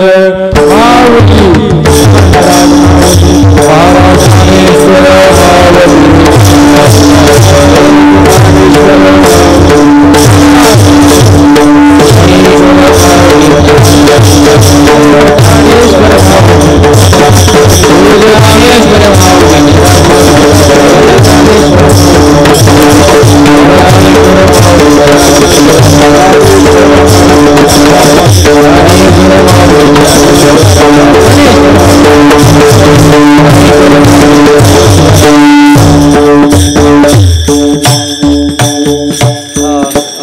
वारकरी संप्रदायाचा उच्च सिद्धांत आहे आणि त्या उच्च सिद्धांतामध्ये आपल्या संप्रदायातल्या सर्व संतांनी तोच अनुभव घेतला. विश्वमाऊली ज्ञानोबा म्हणतात ना, जग असे की वस्तू प्रभा, ज्याला शिदवीला स्वाद म्हणतात. त्या दिवशीच्या मुक्ताबाईच्या फडावरच्या चिंतनामध्ये विश्वाचे आर्त माझ्या मनी प्रकाशले अवघेचे झाले देह ब्रह्म. आपला बराचसा विषय त्या दिवशी होऊन गेला, पुनरावृत्ती होऊन थोडासा विषय बाजूला टाकून आपण काही चिंतन करत आलो. हे आपल्या जीवनात सर्वोच्च अशा प्रकारची वृत्ती आहे आणि ती वृत्ती ज्याने आपल्या जीवनामध्ये नामचिंतनाची सेवा केली. जासी तरी जाई संतांची या गावा होईल विसावा. संतांची उपासना, परमात्म्याची उपासना, सदाचार आणि या दृष्टिकोनातून ज्यांच्या धैर्या नाही भंग भाव एकविध रंग अशा वृत्तीने साधना केल्यानंतर शेवटी जो अनुभव येतो, पट्टे ढाळू आम्ही विश्वदास जगी लागून तू अंगी पाप निर्भर अंतरी सदा सर्व काळ घेतला सकळ भार देवे. वेळ झाली, शेवट चाल म्हणायचे का नको आहे. तेव्हा झालेले चिंतन सेवा विश्वमाऊली ज्ञानोबारांच्या चरणांमध्ये समर्पण करूया.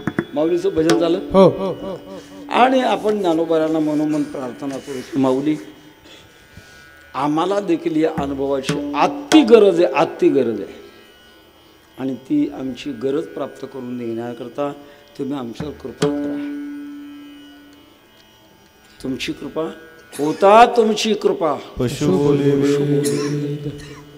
निर्जीव चाले भिंती भगवद्गीता टीका ज्ञानेश्वरी. तेव्हा असं आपलं सामर्थ्य आहे, तेव्हा ते सामर्थ्य आपलं आमच्यावर येऊ द्या. करील ते काय नव्हे महाराज, आपली शक्ती आहे आणि ती शक्ती आमच्यावर देखील आपण पाठवा. आम्हाला त्याच मुक्कामाला आपल्या कृपेने आम्हाला घेऊन त्या ठिकाणी पोचवा अशा प्रकारची प्रार्थना करायची आहे. जीवनामध्ये याच्यापेक्षा पलीकडे काहीच नाही. कोणते अनुभव येऊ द्या, या अनुभवाच्या पलीकडे आतापर्यंत कोणी गेला नाही, जात नाही, जाणारही नाही. अशी अंतिम अवस्था संतांनी आपल्या जीवनामध्ये प्राप्त करून घेतली आणि ती घेतलेली अवस्था लोकांना का सांगितली याचं कारण आहे, लोकांनाही देखील सर्वोत्कृष्ट अशा प्रकारचं जीवन काय आहे याचा अभ्यास व्हावा, कळावं आणि कळून देखील लोकांनी या मार्गाने यावं अशा तळमळीपोटी जगद्गुरु तुकोबारांनी पट्टे ढाळू आम्ही विष्णुदास जगी लागोनी दुआंगी पुण्य पाप पुण्य निर्भर अंतरी सदा सर्व काळ घेतला सकळ भारत. झालेली चिंतन विश्वमाऊली ज्ञानोबारांच्या चरणामध्ये समर्पण. तुझे देणे तुझ्या समर्पणी पायी झालो उतराई पांडुरंगा विठ्ठल.